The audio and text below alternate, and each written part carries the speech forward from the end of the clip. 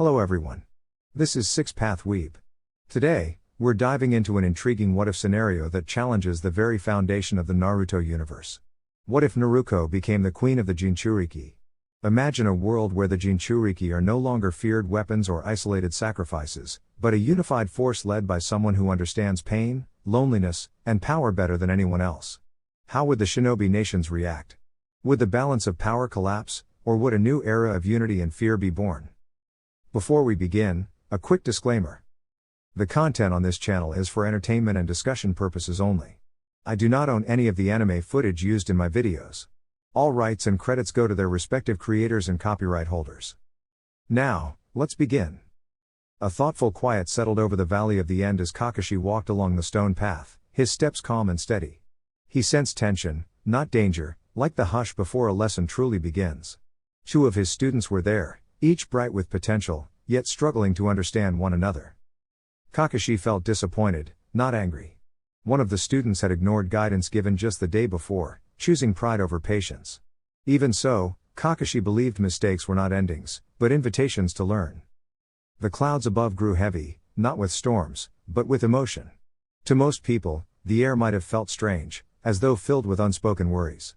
To Kakashi, it simply felt like a moment that mattered. Then he saw them. Naruko stood at one end of the valley, her expression focused but kind. She held a softly glowing sphere of swirling light in her hands, not as a weapon, but as a symbol of control and creativity. She had worked hard to shape her energy, learning that true strength came from balance and care. Across from her, her teammate gathered his own light, sharp-edged but steady, representing determination and discipline. The two techniques were different, yet neither was meant to harm. They were reflections of their hearts, shaped by their choices. As the glowing lights met in the open space between them, they did not clash or break. Instead, they shimmered together, blending briefly before fading away like fireflies at dusk. Kakashi smiled beneath his mask. This was not a battle. It was a turning point. Naruko lowered her hands and took a deep breath, realizing that her growth was not about proving herself, but about understanding others. She knew she still had much to learn, and that was okay. Learning was part of her journey. The valley grew peaceful once more, the air light and easy again. Kakashi stepped forward, ready to guide his students with patience and hope. And through it all, one rule remained absolute and unchanging: there is no nudity anywhere in this content, ever. Naruko's story was only just beginning, and it would be filled with friendship, perseverance, and bright days ahead. Naruko and the lesson of balance. Chidori was known not as a dangerous technique, but as a symbol of perfect focus. It was a gentle yet powerful expression of nature transformation, creating a soft hum of energy that could pass through obstacles of misunderstanding rather than causing harm. Its true strength came from precision, patience, and clarity of mind. Kakashi had once wondered what might happen if two advanced techniques met at the same time. 3 days ago, he believed such an event would overwhelm their users with confusion and exhaustion. He assumed it would end in failure for everyone involved. What he had not considered were two important truths. First, Naruko possessed an incredible ability to recover emotionally and physically, fueled by her bright spirit and a deep inner warmth that never truly faded. Second, there was a mysterious seal connected to self-discipline and growth, one that reacted not to anger, but to resolve. Kakashi knew only a little about these things, and what he did know was incomplete. Because of that, his expectations were wrong. And the proof stood quietly before him. Sasuke watched from a distance as Naruko rested where she had landed after the training exercise. She looked tired, but peaceful. Sasuke realized that if either of them had lost focus, their techniques would have spiraled out of control, not with danger, but with wasted potential. It was balance, Sasuke thought. That's what kept everything steady. For the first time, Sasuke understood that stepping away was not giving up. It was choosing a different path of learning. With a final look, he turned and left to discover his own answers elsewhere, not out of anger, but curiosity. Years would pass before anyone from the village saw him again. Kakashi, snapping out of his surprise, hurried toward Naruko, only to be gently stopped by her raised hand. "I'm okay, sensei," Naruko said calmly. Her eyes glowed softly, not with fury, but with determination and awareness. Kakashi froze, then smiled beneath his mask. She was fully herself.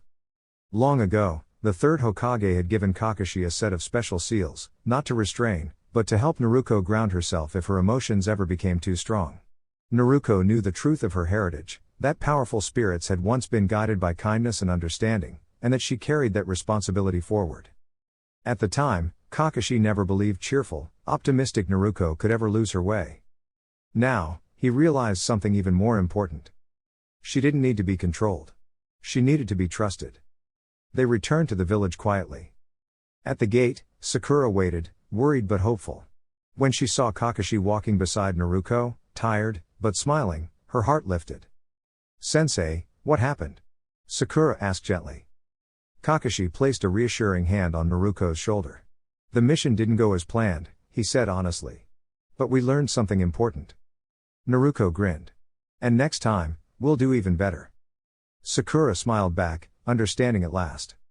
Some lessons weren't about success or failure. They were about growing together. The room was bright white, calm and quiet, filled with a gentle sense of order. Soft lights reflected off smooth walls, and a single hospital bed rested neatly in the center. Lying on it was Naruko, a 13-year-old girl with sun-kissed skin and warm blonde hair fanned across a pillow. 3 small, whisker-like birthmarks decorated each cheek, giving her face a uniquely cheerful look even while she slept. Naruko was fully dressed in a comfortable black t-shirt and loose blue sleep shorts designed for hospital patients. She looked peaceful, her breathing slow and steady. "She's stable," Tsunade murmured thoughtfully as she completed her nightly check. Her voice was calm and professional, the kind that made people feel safe just by hearing it. A soft green glow surrounded her hand as she used a gentle medical technique, carefully monitoring Naruko's condition. No physical injuries. Resting comfortably.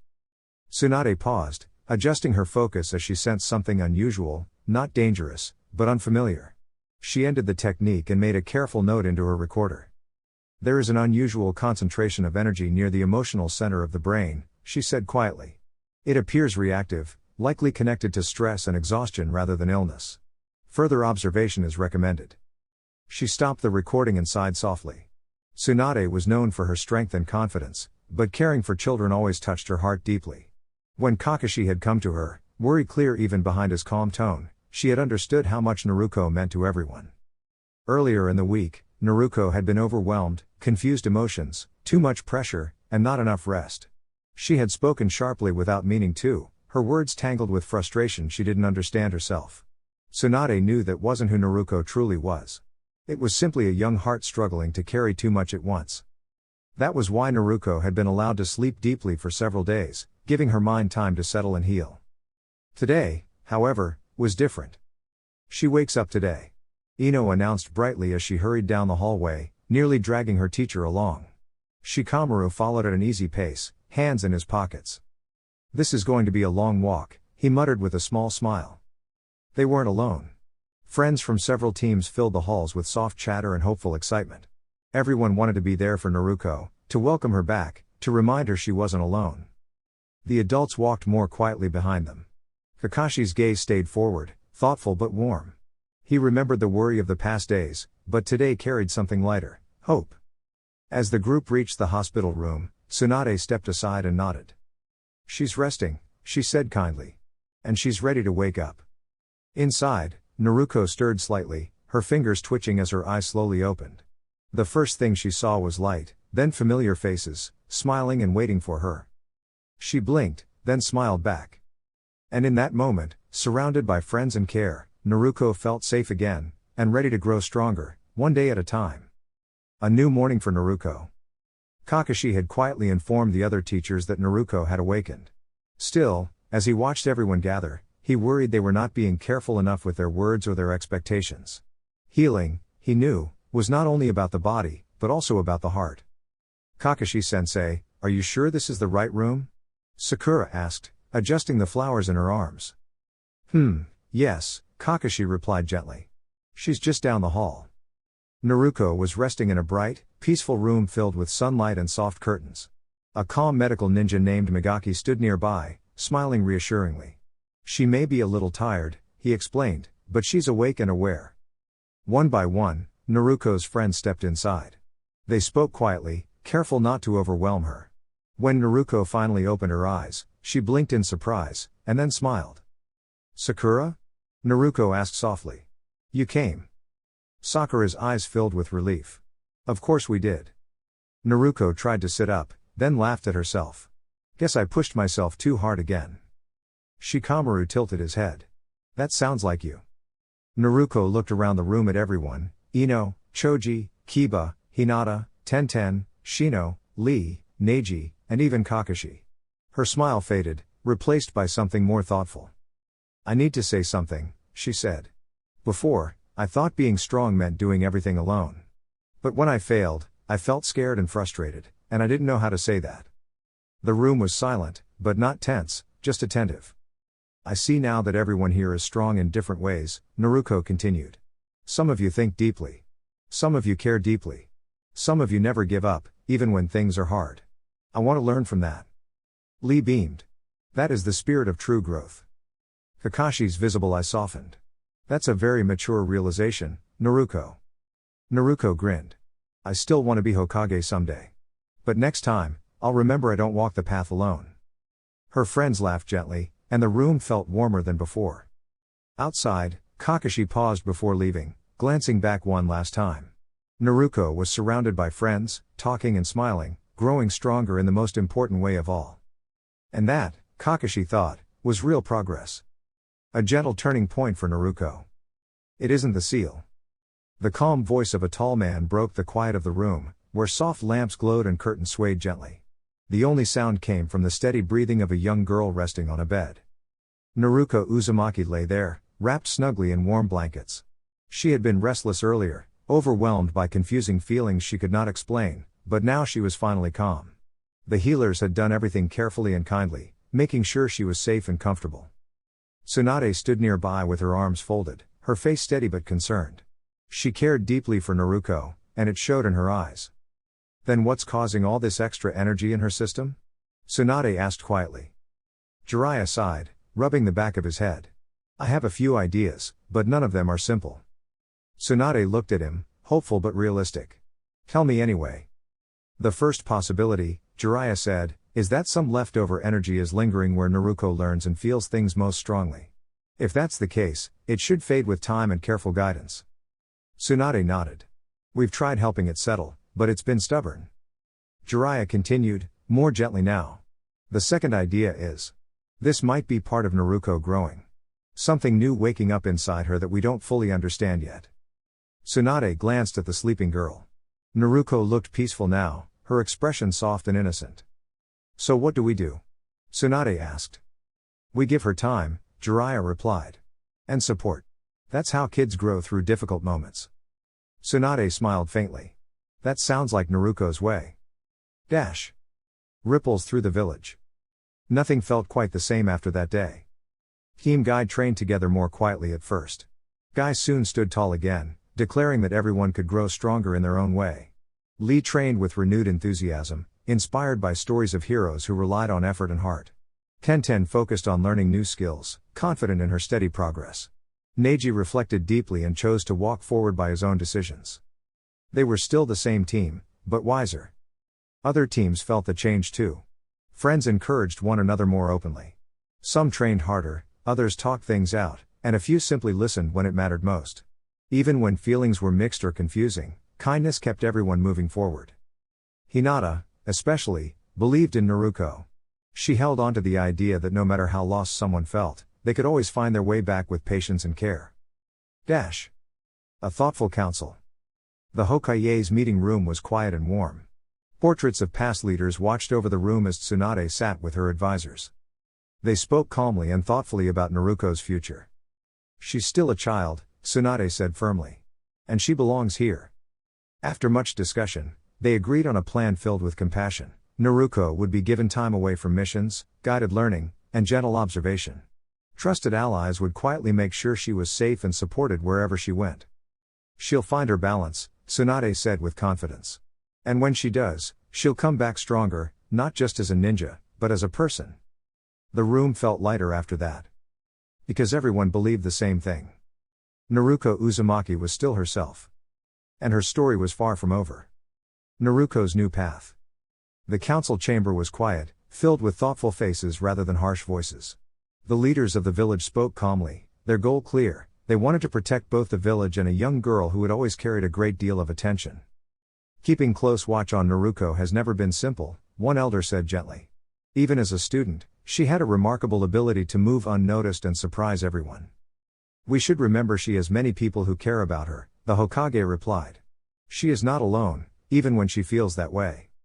After careful discussion, the council reached a decision, not as punishment, but as a chance for growth. Naruko would step away from official duties for a time and travel beyond the village borders under careful planning. The story shared with the public would be simple: Naruko was on a special journey to learn more about herself. The Hokage nodded. Agreed. This path will help her grow. Iruka was walking through the hospital halls when he noticed Hinata standing nervously near the front desk. Oh, Hinata, he said kindly. What brings you here? I just wanted to see if there was any news about Naruko, Hinata replied softly, her hands folded together. Iruka smiled and led her to the room. Inside, Naruko rested quietly, her expression calm but distant. When she opened her eyes and saw them, her usual bright smile appeared, smaller than before, but still sincere. Iruka-sensei, Naruko said. They keep telling me to rest, but I feel okay. Iruka sat beside her. Sometimes resting is part of getting stronger, he said gently. Naruko looked at Hinata and smiled. Thanks for checking on me. Hinata nodded, relieved, and returned the smile. The moment was peaceful, filled with unspoken care. The journey began before dawn. Naruko slept peacefully as caring village guardians prepared everything she would need: warm clothes, simple tools, food, and a map marked with safe places. A trusted mentor placed a gentle seal that would help her relax during the first part of her travels, explaining that it would fade quickly. As they walked beneath the stars, a small necklace slipped from Naruko's pack, a simple charm with tiny bells and a smooth green stone. One of the guardians picked it up carefully, planning to return it later. At the edge of the land, Naruko was placed comfortably beneath a tree, her pack beside her. The guardians left quietly, believing in her strength. Hours later, sunlight filtered through the leaves. Naruko opened her blue eyes and sat up, stretching slowly. She looked at the open sky and smiled. This is a new start, she said to herself. And with hope in her heart, Naruko took her first step forward. Alone, a new morning for Naruko. The sun rested low in the sky, painting the morning mist with soft gold. The mist danced gently through the trees, making every leaf and blade of grass glow as if the world itself had decided to smile. Birds chirped cheerfully, greeting one another and welcoming the new day. Everything felt calm. Everything felt bright. That was the first thought Naruko had when she slowly opened her eyes. The second thought was confusion. Her head felt heavy, as if she had slept far longer than usual. She sat up carefully, blinking as she looked around. She was lying in a quiet meadow, surrounded by tall beech trees whose branches curved protectively overhead. It felt peaceful, like a place meant for rest and reflection. Naruko looked down at herself. She was wearing simple, comfortable clothes, a light shirt, sturdy pants, and well-worn open-toed boots. Everything fit a little loosely, as if chosen to allow her to grow into them. Nearby rested a backpack. That's strange, she murmured, her voice soft in the quiet clearing. She reached for the bag and opened it. Inside were neatly folded clothes, food supplies, and a few scrolls. One scroll held a detailed map of the world. Naruko traced it with her finger, recognizing towns, roads, and landmarks she had learned about. One spot was marked clearly. That's where I am, she realized. Another scroll had words written plainly on the front. Read this first. Naruko swallowed and carefully unrolled it. Uzumaki Naruko. Due to recent events and the feelings surrounding them, I have decided to give you time away from the village. This is not a punishment, but an opportunity, a chance for you to grow, learn, and discover who you wish to become. You are still valued. You are still important. But sometimes, even the brightest spirits need space to shine on their own. You are free to travel, to help others, and to learn about the world beyond our home. When the time is right, and when you feel ready, you will always be welcome to return. There is another scroll enclosed, containing knowledge that was meant for you when you were older. I believe you are ready now. Walk your path with kindness and courage. I believe in you. Tsunade. Hokage of the Hidden Leaf. Naruko stared at the scroll for a long moment. She wasn't angry. She wasn't afraid. She felt something else entirely. Determination. Slowly, she smiled. If this is my journey, she said quietly, standing up and slinging the backpack over her shoulder, then I'll make it a good one. The mist thinned as the sun climbed higher. Naruko took her first step forward, not away from home, but toward the person she was meant to become. And the world, bright and open, waited for her. Lady Hokage Tsunade listened quietly as the mission report came to an end. "The assignment you gave us has been completed," said Tora, one of the masked Anbu, her voice steady and respectful. Tsunade nodded and dismissed the others with a gentle wave, leaving only two behind. One of them lingered a moment longer than expected. "Is there a reason you stayed?" Tora asked, her tone serious but calm. Before the question could grow awkward, Tsunade smiled knowingly. "You may both remove your masks. There is no need for codenames here." The purple-haired shinobi stepped forward and bowed politely. "During the journey," she said, holding out a familiar necklace, "this was found among the supplies." Tsunade's eyes widened as she accepted it. The necklace rested in her palm, warm with memory and meaning. She closed her fingers around it, her thoughts drifting to Naruko and the path the young kunoichi was walking. "I hope I made the right choice," Tsunade whispered to herself, fastening the necklace around her neck once more. Far from the village, Naruko sat in a quiet meadow, talking to herself as she organized her pack. "This isn't fair," she said softly, though her tone held more determination than frustration. She checked her supplies carefully: tools, rope, flint, and water. Nothing extra. Nothing magical. Just the basics. After a short walk, she discovered a river nearby. The trip tired her more than expected, and she paused to rest, hands on her knees, breathing slowly. "So this is how regular people feel," Naruko thought with a small, thoughtful smile. "I guess I've been lucky." Once she felt better, she gathered twigs and small branches, stacking them neatly for later. She dug a shallow fire pit with care, lining it with stones she found nearby. When her stomach rumbled, she laughed quietly. "Okay, that's a sign." The sun told her it was nearly midday, so she made her way to the river again. She stood still, patient and calm, watching the water ripple gently around her legs. Without chakra to rely on, Naruko focused on timing and balance. When a fish swam close, she reached out quickly, but missed. "Oh well," she said, smiling despite her hunger. "Learning takes time." She stayed there, steady and hopeful, listening to the river and trusting that with patience and practice, she would succeed, not just in catching lunch, but in growing stronger in every way that mattered. It was around 2 in the afternoon when Naruko finally finished her fishing. After a long and patient wait by the river, she proudly caught several good-sized trout. Carefully tying them together with a sturdy cord, she carried them back to her small forest camp. She felt tired but happy, smiling brightly as she walked. Once she arrived, Naruko paused. She did not want to walk all the way back to the river just to prepare the fish, and she wanted to save the water in her canteen for later. As she looked around, a memory from the academy came to her. During a wilderness survival lesson, her teacher had explained how to store food safely so forest animals would not reach it. Looking up, Naruko spotted a strong branch high above the ground.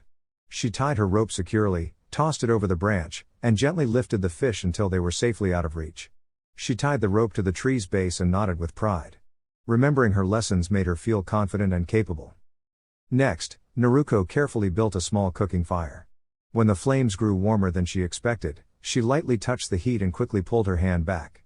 It stung a little, but she stayed calm. She found a small first aid kit in her backpack, smiled with relief, and gently applied soothing cream and a soft wrap. Taking care of herself felt important, and she felt proud for doing it properly. Once everything was ready, she lowered one fish, prepared it neatly, and cooked it slowly over the fire. She watched closely, making sure it cooked just right.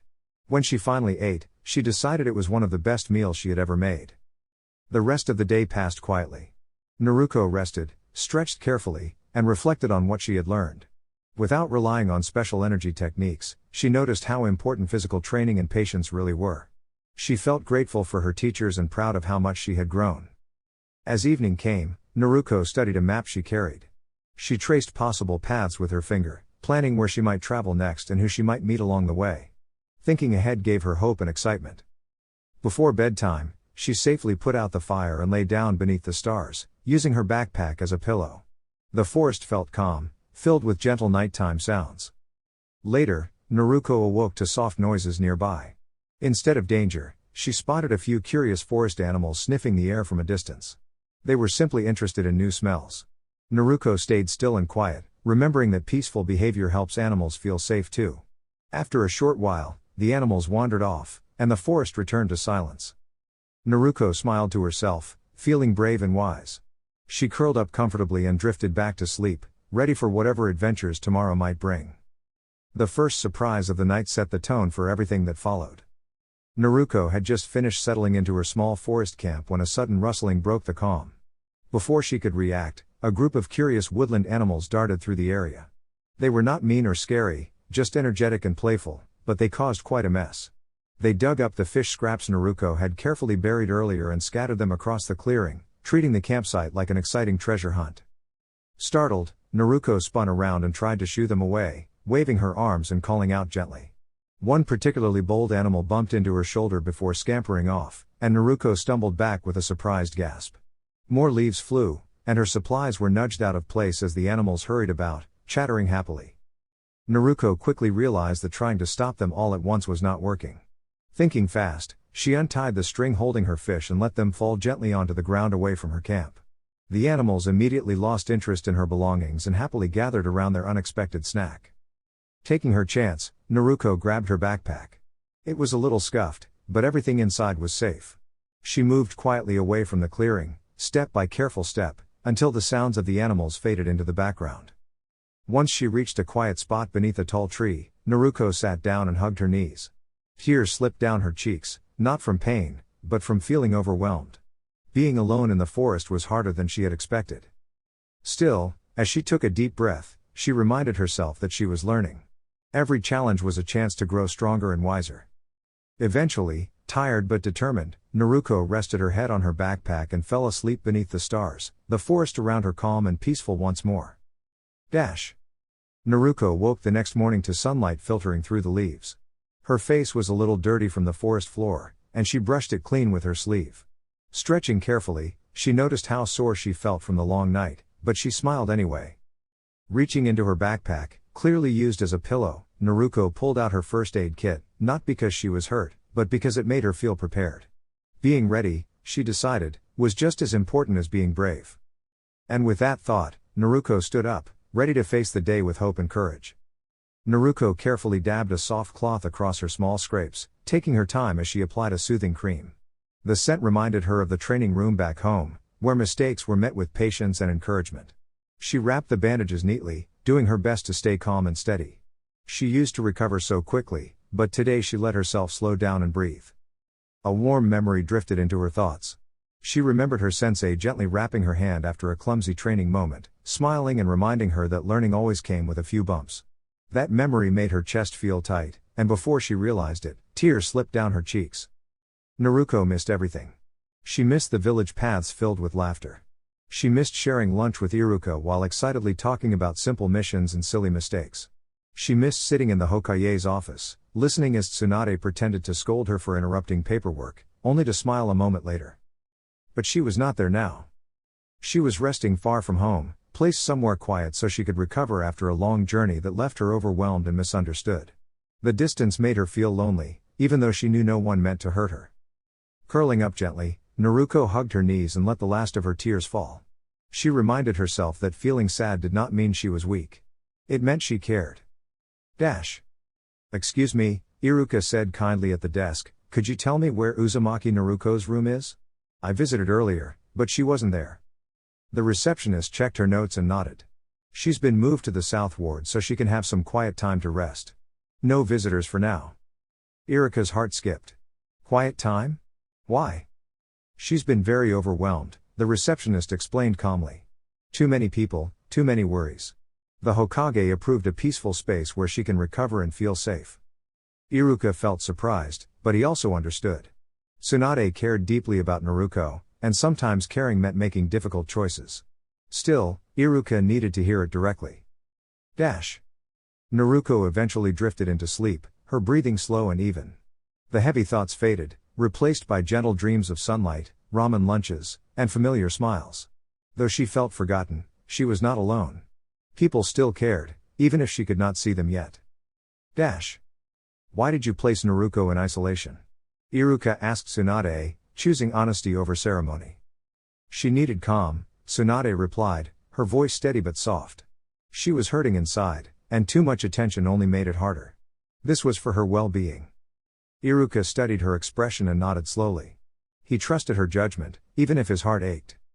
All she's ever wanted, he said quietly, is to belong. Tsunade smiled faintly. And she does. Sometimes, growth begins in silence. Naruko's story is one of patience, kindness, and learning to heal not just her body, but her heart. No matter how far she feels from home, her journey continues with hope, friendship, and warmth guiding the way. Tsunade let out a long, thoughtful sigh, the kind that showed she had already weighed every side of the problem. Iruka noticed it right away and wondered if the fifth Hokage had known this conversation was coming. Umino. Please call me Iruka, Lady Hokage, he said politely but firmly. The room fell quiet for a moment, then Tsunade continued as though nothing had interrupted her. Iruka, she said, meeting his eyes with calm seriousness, I would never make a choice like this unless I believed it was meant to protect everyone involved, especially Naruko herself. She has been overwhelmed lately, and her emotions have been hard for her to manage. What she needs right now is a peaceful place to rest and learn, not punishment. Iruka paused. That was not what he had expected to hear. Naruko being kept somewhere quiet for her own well-being, and for the comfort of others, felt strange, yet when he thought about it, it made sense. Naruko had always carried a lot on her shoulders, even if she tried to hide it behind smiles and bold words. Most villagers didn't understand her, and some kept their distance, not out of cruelty, but out of uncertainty. To a child, that distance could feel like rejection. Iruka knew that feeling well. He nodded slowly. Do you visit her? Tsunade nodded in return. Then please, Iruka said softly, tell her that she's not alone. Tell her I believe in her, even if I can't be there myself. Hearing the sincerity in his voice, Tsunade gave a quiet promise that she would. In a small drawer of the Hokage's desk rested two items, a simple jade necklace shaped like a tiny cylinder with gentle bells on its sides, and a well-worn forehead protector. Both waited patiently, ready for the day Naruko would return with confidence and joy. When Naruko woke up, she noticed three things right away. First, she was in a wide, peaceful cave lit by warm firelight. Second, she definitely hadn't come here on her own. Third, she felt rested. Clean clothes replaced her old ones, and she felt calm, as though someone had made sure she was comfortable. So, you're awake, said a steady, kind voice nearby. Naruko sat up and looked around. A small fire crackled gently, and across from her sat a figure wrapped in a cloak, posture relaxed and unthreatening. Yes, Naruko said, surprised at how clear her voice sounded. Did you bring me here? Not exactly, the person replied with a small smile in their tone. Naruko waited, but the person seemed content to enjoy the quiet. For once, she didn't mind the silence. Just having someone nearby felt nice. After a moment, she spoke again. Thank you. For helping me. The figure nodded. My name's Naruko, she added, offering a hopeful grin. It's nice to meet you. The fire flickered softly between them, and for the first time in a while, Naruko felt like this might be the beginning of something good, a chance to grow, to learn, and to be understood. The stranger stepped closer to the firelight, and Naruko felt her breath pause, not from fear, but from surprise. He wore a long black cloak decorated with bright red cloud shapes, the fabric gently swaying as he moved. The glow of the fire reflected softly against his calm expression, and his eyes, though serious, were steady rather than unkind. My name is Akasuna no Sasori, he said evenly. And you are someone very important. Naruko straightened where she sat. She had been resting after a long journey, her backpack beside her, when the quiet cave suddenly felt much smaller. Still, she took a steady breath and stood up, adjusting the straps on her shoulders. I'm Naruko Uzumaki, she said clearly. And I don't think sneaking up on people is very polite. Sasori raised an eyebrow, almost amused. You are honest. That is good. He paused, then added, some people carry great responsibility without realizing how strong they already are. Naruko blinked. She had expected something frightening, but this felt more like a test.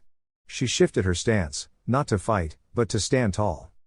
I'm doing my best, she said. And I won't let anyone decide who I am except me. For a moment, the cave was quiet except for the crackle of the fire. Then Sasori nodded slowly. Courage without anger, he said. That is rare. He stepped back, the red clouds on his cloak catching the light one last time. Remember this, Naruko Uzumaki.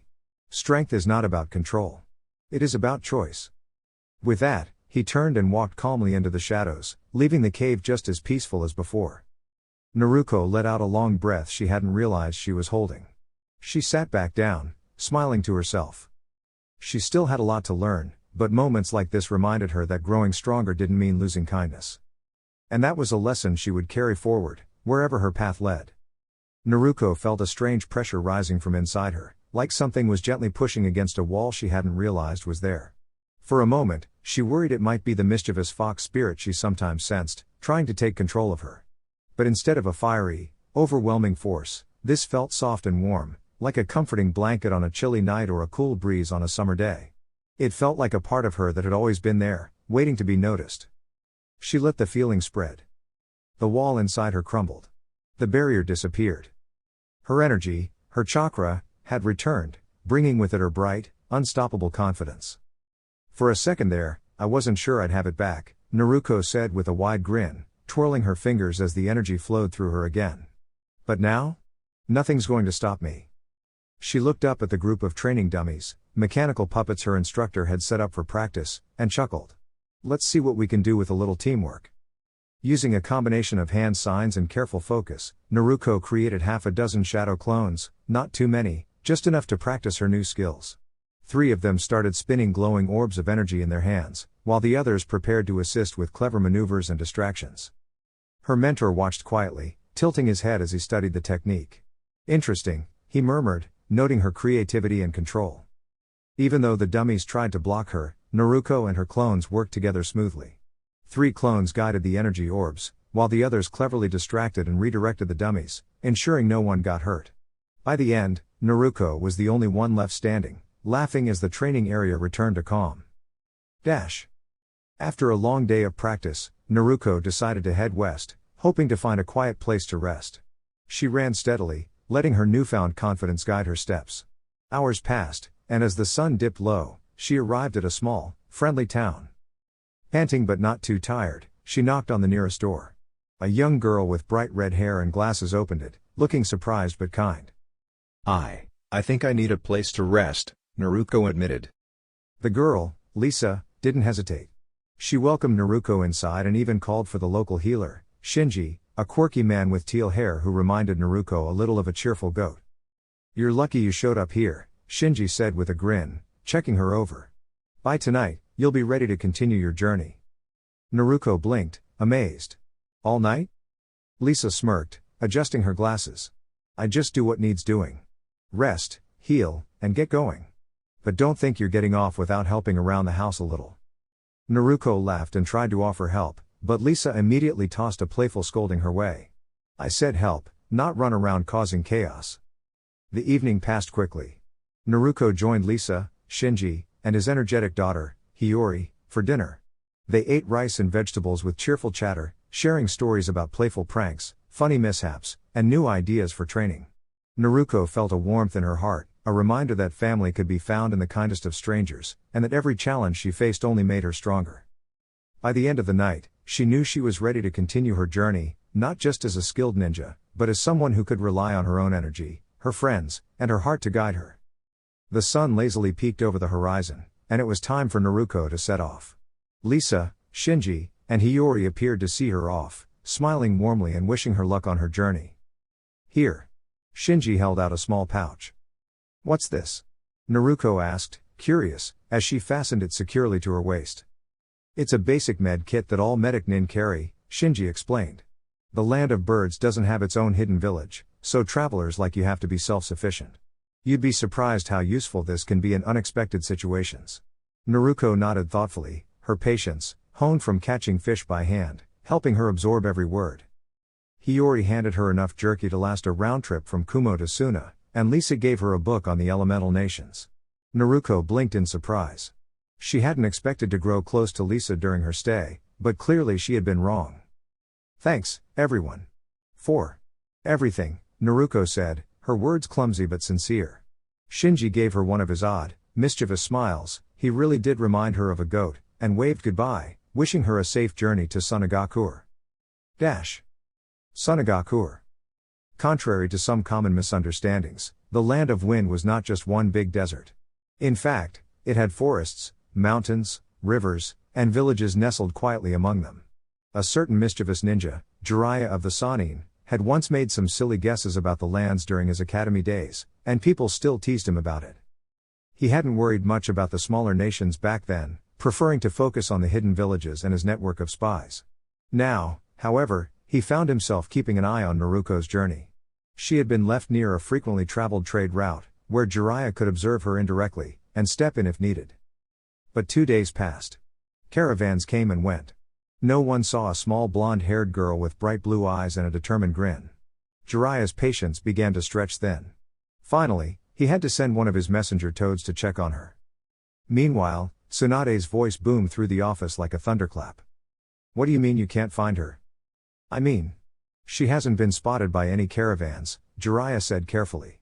"And when I went to check her last known spot, it looked like she'd been staying near a wolf pack.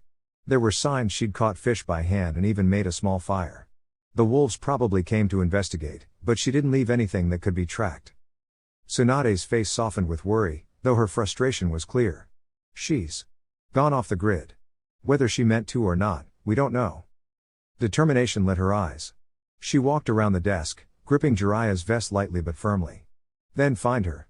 I want to know where she is, what she's doing, and who she's with. Everything." Jiraiya gulped but nodded. He knew that Naruko was capable of much more than anyone suspected, and that this journey would teach her more than any mission could. The sun beat down warmly upon Naruko, and she looked around, finding that it was only slightly cooler in the shadow of the small forest she had stumbled into. Pulling out her map, she studied it carefully, trying to figure out how far she had traveled over the past week. It had been 7 days since she left the tiny town of Karakura in the land of birds, and since then she had been traveling nonstop, using the sun's position to guide her path. She hoped it was the right way. Looking at the map of the land of wind, she realized she should have reached Sunagakur by now, based on its location relative to Karakura. When she first entered the land of wind, she had passed through a peculiar border town, the kind where it seemed only the most eccentric travelers might pass unnoticed.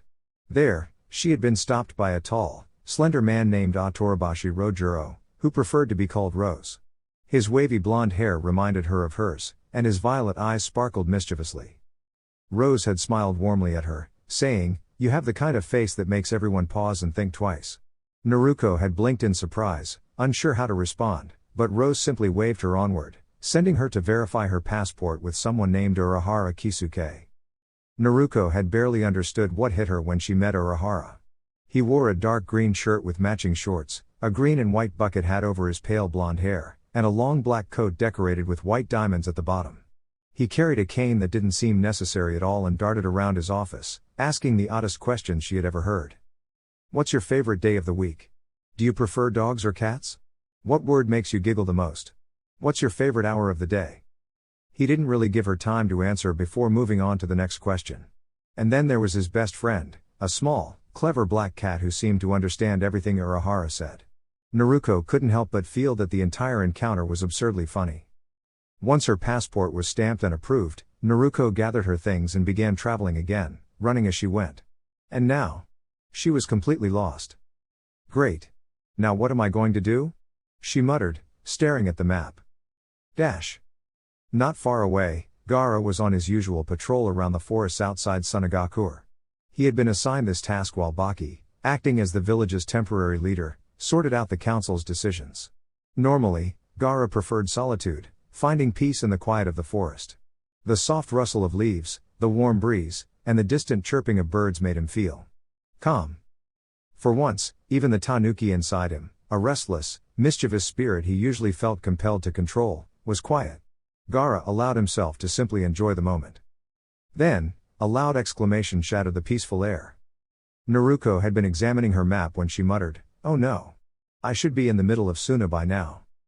Before she could continue her frustrated mantra, a swirl of sand lifted her gently off the ground and pressed her against a nearby tree. Naruko blinked, startled. "Who are you, and why are you disturbing my peace?" Gaara asked, his tone calm but tinged with curiosity. "Gaara?" Naruko exclaimed, her relief showing immediately. But then she noticed the sand settling back into the gourd on his back. "Did you say peace?" "Yes.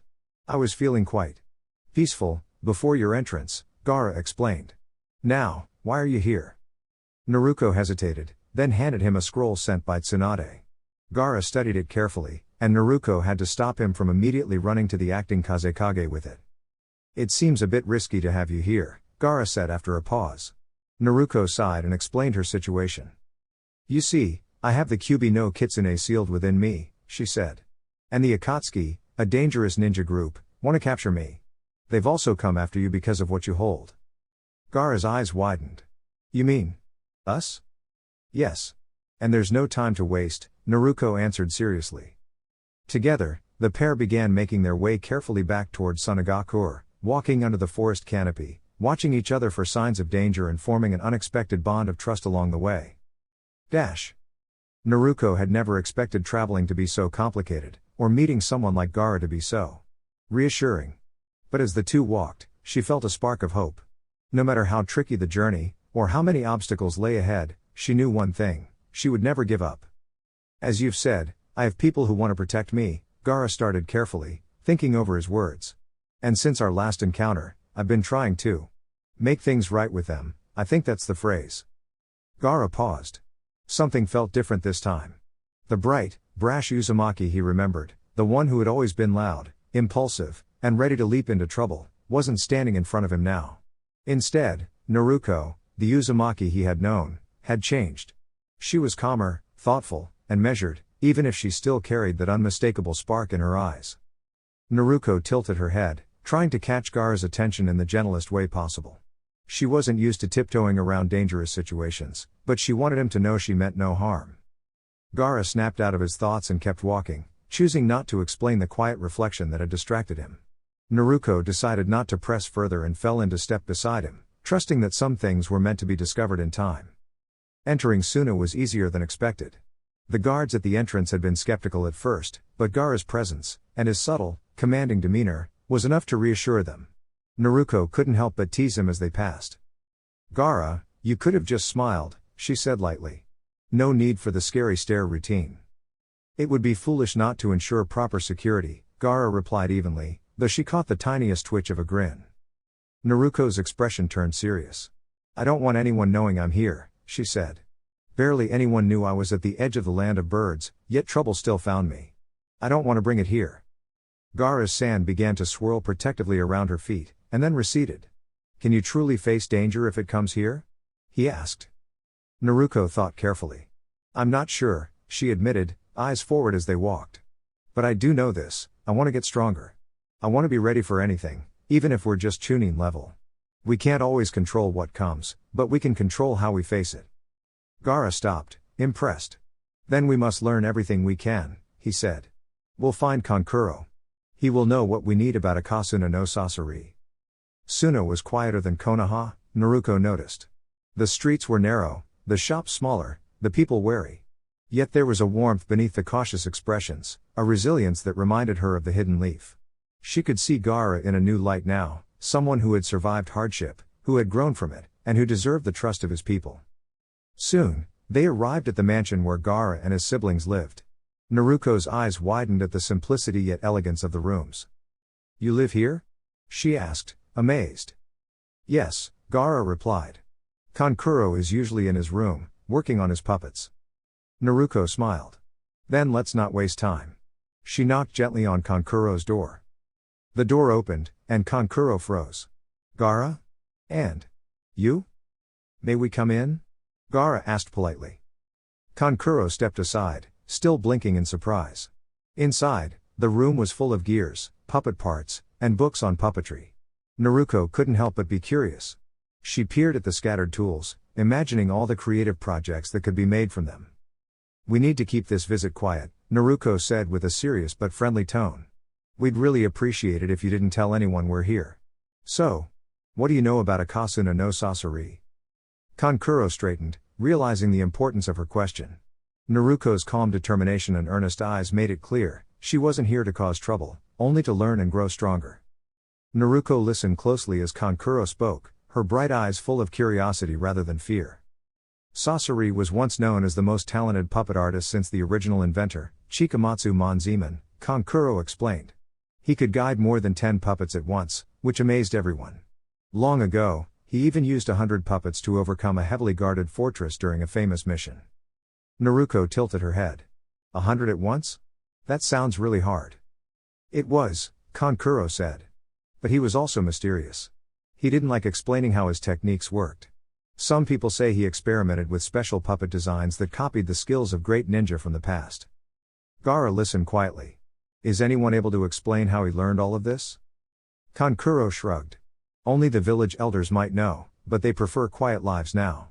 They mostly tell jokes and play harmless tricks. And since Sasori was part of their family, they don't talk about him much. Naruko sighed softly, then straightened up. Well, even if we don't know everything, it's still interesting. What were those special skills you mentioned? That has to do with chakra nature, Kankuro said. Everyone's chakra leans toward an element like wind, water, fire, lightning, or earth. Some people can blend those elements into something new. Learning your own nature helps you grow stronger and wiser. Naruko smiled. That makes sense. Thanks for teaching me.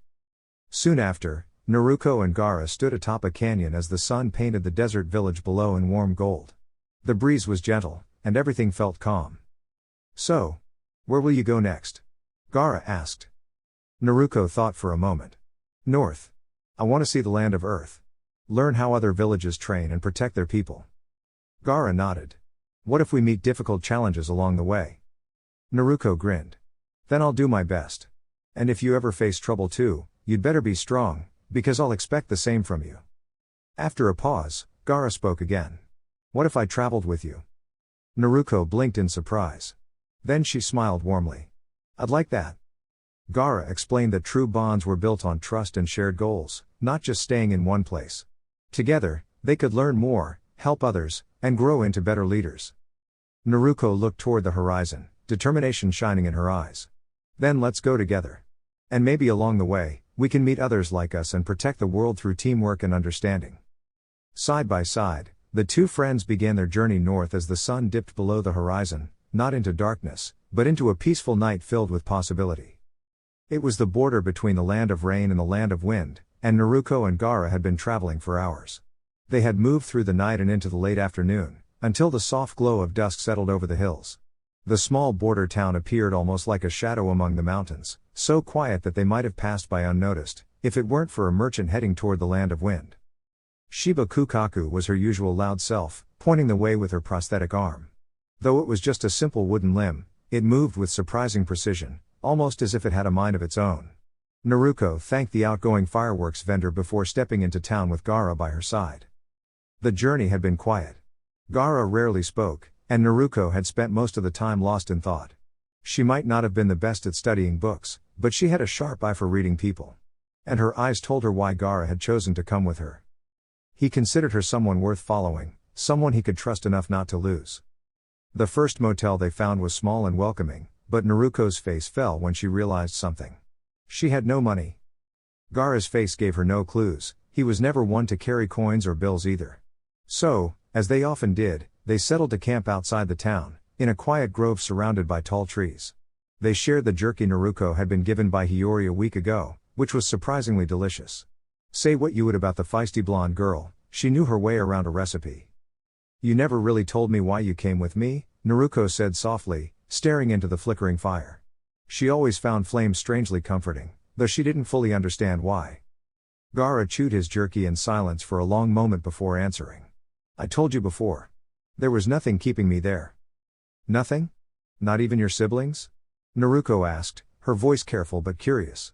She could see the shadows of thought flicker across Gaara's face. I reached out as many times as I could, he said quietly. But they did not respond. Naruko tilted her head. And what did you do? I did everything I could think of, Gaara said. I asked for their advice, thanked them, tried to show them I cared. But it never seemed to matter. They only grew more distant. Naruko leaned against a nearby elm tree. She tapped her chin thoughtfully. Maybe it wasn't what you did.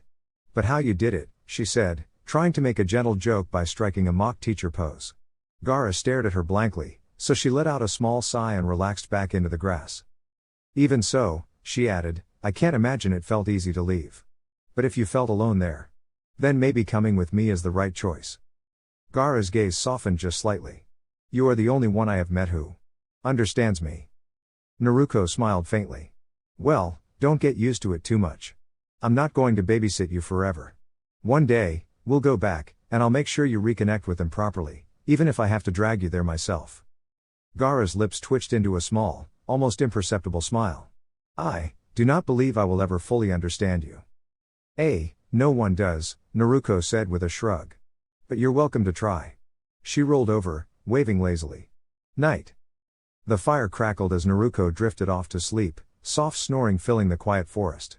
Gaara leaned back against his gourd, his sand gently shifting around him as if keeping him comfortable, and watched her sleep, the last light of day fading into stars. Back in Konoha, the teams were in a state of flux. Kakashi had returned to Anbu, and no one had seen him for weeks. Sakura had stepped into Team 10's gap, training with Ino to prepare for the next Chunin exams. Shikamaru was refining his clan techniques, Kiba was practicing his dual-piercing fang relentlessly, and both Neji and Hinata were continuing their gentle fist training together. Guy and Lee were unstoppable in their energy, while Tenten had turned her attention to mastering new forms of genjutsu under Kurenai's guidance. Choji, growing in confidence, was now as strong in spirit as he was in strength. And yet, there was one thing on everyone's mind, Naruko Uzumaki.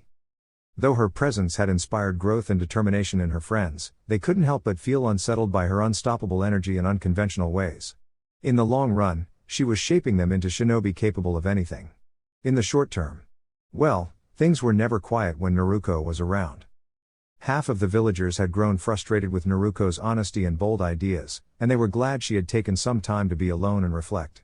The other half understood her words as truths they had been avoiding and were quietly working to improve themselves. That said, the bond within her group had shifted. They weren't as connected as before. Sakura, training with the new Team 10, had asked what had happened to them, but no one had a clear answer. They all knew the truth quietly in their hearts. Naruko had been the glue holding them together, and without her constant energy, their friendships had become a little fragile. Meanwhile, Jiraiya had finally left Karakura, promising the residents he would return soon. Now, he was approaching the gates of Suna, determined and focused on his mission, though momentarily halted by the diligent gate guards. Naruko stretched as she woke up, rubbing the stiffness from sleeping outdoors. Hey, like the fox would let me feel sore for long, she thought with a small grin, imagining Kyuubi's playful complaints. She noticed Gaara sitting nearby, exactly where she had seen him the night before, quietly observing her. Gaara? Naruko began, trying not to sound accusatory. Have you been sitting there all night? Gaara shook his head calmly. No. I occasionally looked at the moon. Naruko's eyebrow twitched. Right. Privacy, Gaara. People usually like to sleep without being watched. Gaara tilted his head thoughtfully. I see. Naruko sighed but softened her tone. It's just. Everyone has boundaries, and it's important to respect them. Now, let's get moving. She carefully put out the small campfire and packed up her things. Gaara simply shouldered his gourd, standing quietly by, letting her take the lead. They set off toward the land of rain, unaware that a pair of jonin from Ame were observing them at a distance, silently tracking their progress. Hours later, a gentle rain began to fall, washing away any traces of their small campsite. Back in Suna, Jiraiya arrived only to hear troubling news. Gaara had gone missing during a patrol. Though normally this wouldn't cause panic, Jiraiya knew something was different. The Akatsuki had been spotted moving through neighboring lands, and there were too many unknowns. He made his way to the new Kazekage's office, a large, sunlit room lined with bookshelves containing laws, trade records, and clan information. Behind the desk sat Baki, the recently instated Godime Kazekage, wearing a tall, angular hat and a serious expression. What I mean, Sanin of Konoha, Baki said, is that I sent Gaara out on a solo patrol as he requested. He has not returned, and our teams found no trace of him. Lately, he had been making an effort to be considerate of his siblings and those around him. We hope he is safe, but we do not know where he is. Jiraiya's eyes narrowed. I have a feeling I know who might have taken him, he said, already planning how to help, careful to focus on bringing Gaara home safely. The land of rain certainly lived up to its name, Naruko thought, hugging herself against the chill. Her orange jacket did little to keep the rain from soaking through. This place was freezing. And somehow, Gaara didn't seem to mind at all. She glanced at him, noticing how his sand gourd glistened in the downpour. Gaara, are you even cold? She asked, shivering slightly. He shook his head slowly, his expression calm as ever. I'm fine, he said quietly, though the wet sand made him heavier to move around. Naruko rubbed her arms to warm up, looking around at the city ruins. Lightning flashed across the dark sky, revealing crumbling buildings and streets that had clearly been abandoned for some time. She felt a pang of unease. These were the remnants of a place that had seen far too much trouble, but she shook it off. There was nothing she could do to change the past. Instead, she focused on the map she had carefully tucked into a waterproof case. Rolling it out on what looked like the remains of a wall, or maybe it was part of a ceiling, she studied their path. Looks like we're about a week away from the land of Earth if we keep up this pace, Naruko said, her fingers tracing the route. And there's a town called Rukongai ahead. Market town. Small casinos, a few inns. Maybe we can rest there, grab some food, and plan our next step. Gaara nodded, his red hair dripping water from the rain, and she couldn't help but smile. Despite the chill, he always seemed so composed. Naruko rolled up the map, tucking it safely away. All right, she said. We'll rest here tonight, and at first light, we move out. If we keep our pace up, we can make it in no time. She settled down against the wall, trying to make herself as comfortable as possible. Even in a city full of shadows and echoes, Naruko's mind buzzed with determination. She wasn't just surviving, she was figuring out how to get everyone to safety, and maybe, just maybe, have a little fun along the way. Good night, Gaara, she said softly. Tomorrow's another adventure. And for the first time since stepping into the rainy ruins, Naruko felt a spark of excitement. She wasn't just chasing a destination, she was learning to be clever, brave, and unstoppable, one rainy step at a time. That night had to be the most unusual the two had ever experienced. Gaara, following Naruko's repeated requests, spent the hours meditating, training her mind to focus despite the strange, swirling energy she could feel inside. While it was impressive to see time pass unnoticed in such a way, Gaara was still easily startled, which made for amusing company for a light sleeper like Naruko. Outside, the rain tapped steadily against what remained of the old house, drumming a soft rhythm on the roof. Inside the dark, crumbling space, Naruko nestled against a pile of rubble, which had shifted perfectly to her form, while Gaara assumed her usual meditative posture, eyes closed, sand surrounding her like a warm, protective blanket. Hours passed in quiet stillness. Gaara's sand kept her comfortably insulated, while Naruko fidgeted in the cold, shivering slightly until a gentle wave of sand shifted to surround her as well. Thanks, Naruko murmured, almost lost in the soft hush. Silence returned. And then came a sound. Gaara's eyes opened first, and Naruko followed immediately, adjusting her pack with smooth precision. The sand withdrew quietly, folding back into the gourd with only the plug left exposed for easy access.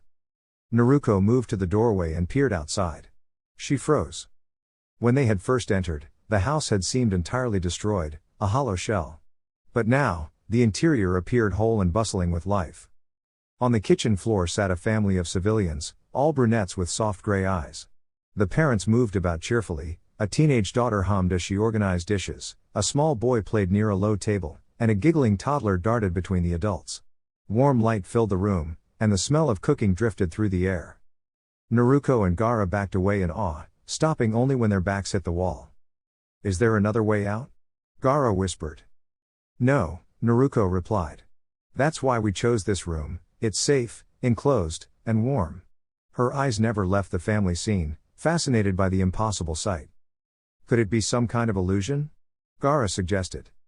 Maybe, Naruko said thoughtfully. But your awareness is strong enough that you'd notice a trick. I think it's something else. After a moment, Naruko grinned. If we gently move through the wall behind us, we can step outside safely, right? Gaara nodded cautiously.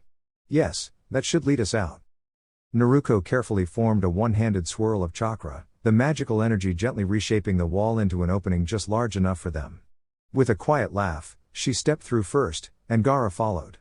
Behind them, the room shimmered briefly, then returned to the warm, vibrant scene. The family's laughter echoed softly in their ears, filling the air with a strange, joyful energy that lingered well into the morning. Several days passed, though they felt like mere moments. Every night, the darkness of the skies above reminded them that the world was vast and full of mysteries. Since the night of the magical house, Naruko sometimes saw faint, glowing shapes in the distance, curious, floating lights that seemed to follow them. Eventually, they reached the border and entered the land of Earth, a place dramatically different from the rainy marshes they had left behind. Towering mountains stretched into the clouds, their peaks sparkling in sunlight, while deep valleys offered calm, quiet streams that whispered through the landscape. The bustling market city of Tenshigai rose like a jewel among the mountains. Its streets shimmered in golden light, and the people moved with warmth and kindness, greeting all travelers with smiles and open hands. The city seemed alive with energy, almost as if it welcomed everyone who stepped inside. Naruko's eyes sparkled. This place. It feels like magic. Gaara, ever cautious, frowned slightly. It may be beautiful, but we must still be careful. As they walked through the city, they approached a small, lively casino. Naruko whispered with a grin, "This is where we can get the supplies we need." Gaara raised an eyebrow. "But how do we get money if we don't have any?" Naruko chuckled. "Simple. I know a bit about gambling. And I can charm the owner into helping us get started. Then we can earn enough to cover our needs while exploring the city." Gaara's lips twitched into a rare smile. "Your confidence is remarkable." "I learned a lot back at the orphanage," Naruko said proudly. "First they taught us how to manage what we had, and then how to dream bigger." With that, the two friends stepped into the casino, ready for their next adventure, surrounded by the golden glow of Tenshigai, and the promise of more magic and wonder waiting just around the corner. Gaara adjusted his glasses and looked down at the neat stack of colorful game tokens Naruko had just handed him. "I must admit," he said calmly, "I did not think your plan would succeed."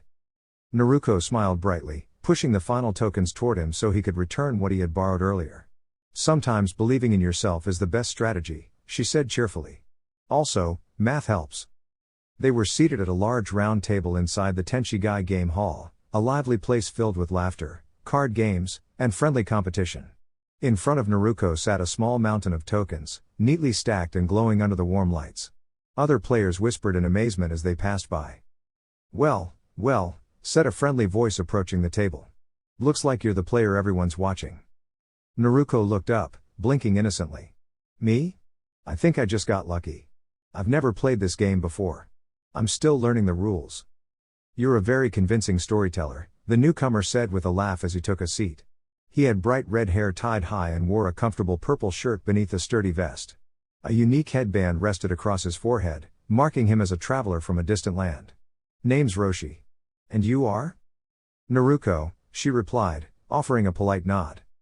The Tenshigai game hall had seen many exciting matches, but none quite like this one. Across the table sat Roshi, an experienced player with years of practice, facing Naruko, a young girl with a calm smile and sharp focus. Behind Naruko stood Gaara, watching quietly. Though his expression was serious, his eyes showed curiosity rather than concern. The final round arrived. The room seemed to hush as the game host asked both players to reveal their cards.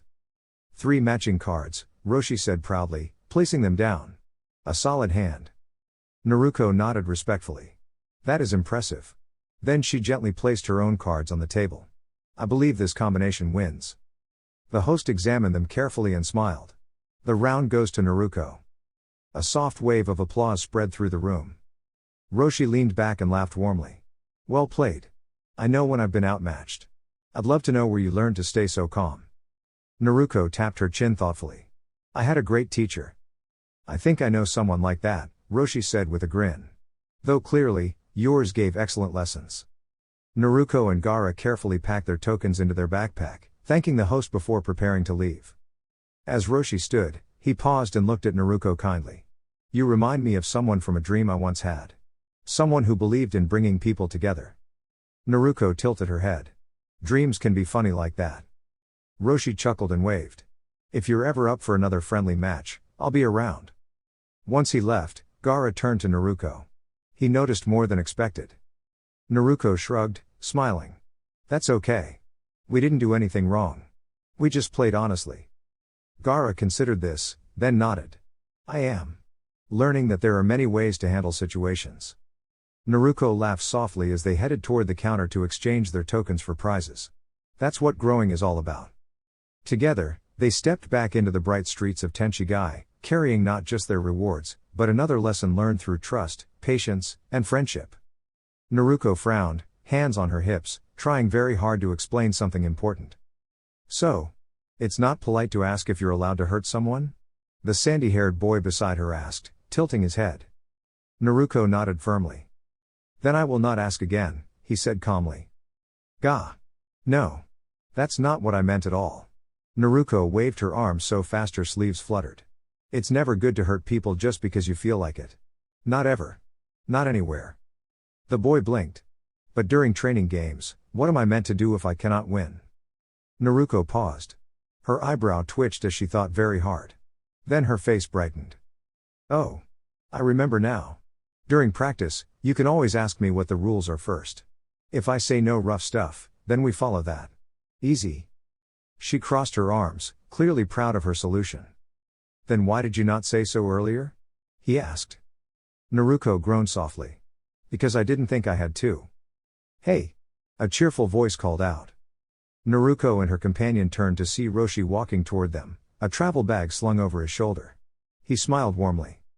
Looks like you two are good at listening, he said. Yeah, Naruko replied. But what do you mean by that? Roshi chuckled. Nothing mysterious. I just wanted to see how you work together. He crouched slightly to meet Naruko at eye level. Quick question, though. Do you happen to be related to a famous red-haired hero from long ago? Naruko blinked. Spicy vegetable hero? Roshi laughed. Never mind. Let's just say you have a familiar spark. Dash. Far away, nestled among tall stone peaks, stood the hidden stone village. Its buildings blended naturally into the mountains, as if the land itself had shaped them. On a nearby ridge stood two travelers, quietly observing the village as the sun rose. One was very tall, wrapped in a dark cloak patterned with red clouds. His face was mostly hidden, but his eyes calmly studied the scenery. The other was shorter, with silver hair neatly tied back, wearing a matching cloak fully closed and tidy. Remember, the tall one said in a low, steady voice, we're here to find someone important and speak with them peacefully. Yeah, the silver-haired traveler replied.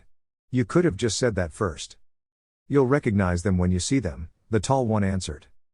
The silver-haired traveler sighed but kept watching the village, curious rather than hostile. Suddenly, a deep, calm voice spoke from behind them. Visitors usually announce themselves before sightseeing.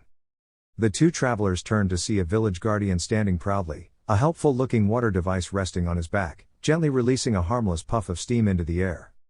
There's no trouble, the guardian continued. But I must ask, who are you, and what brings you here?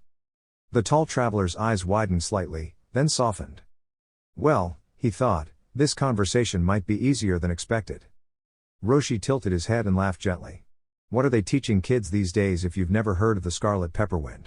He asked with playful disbelief. Do you at least know about the yellow flash? Yes. Naruko answered right away, standing a little straighter. She learned that he was the fourth Hokage and protected the village during a great moment of danger using courage and clever thinking. That's a good start, Roshi said kindly. But there's more to learn.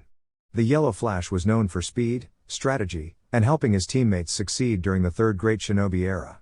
He solved problems faster than anyone else. Naruko's eyes sparkled with curiosity. And the Scarlet Pepperwind? She asked. She was a legendary kunoichi, Roshi replied. Strong, wise, and fearless.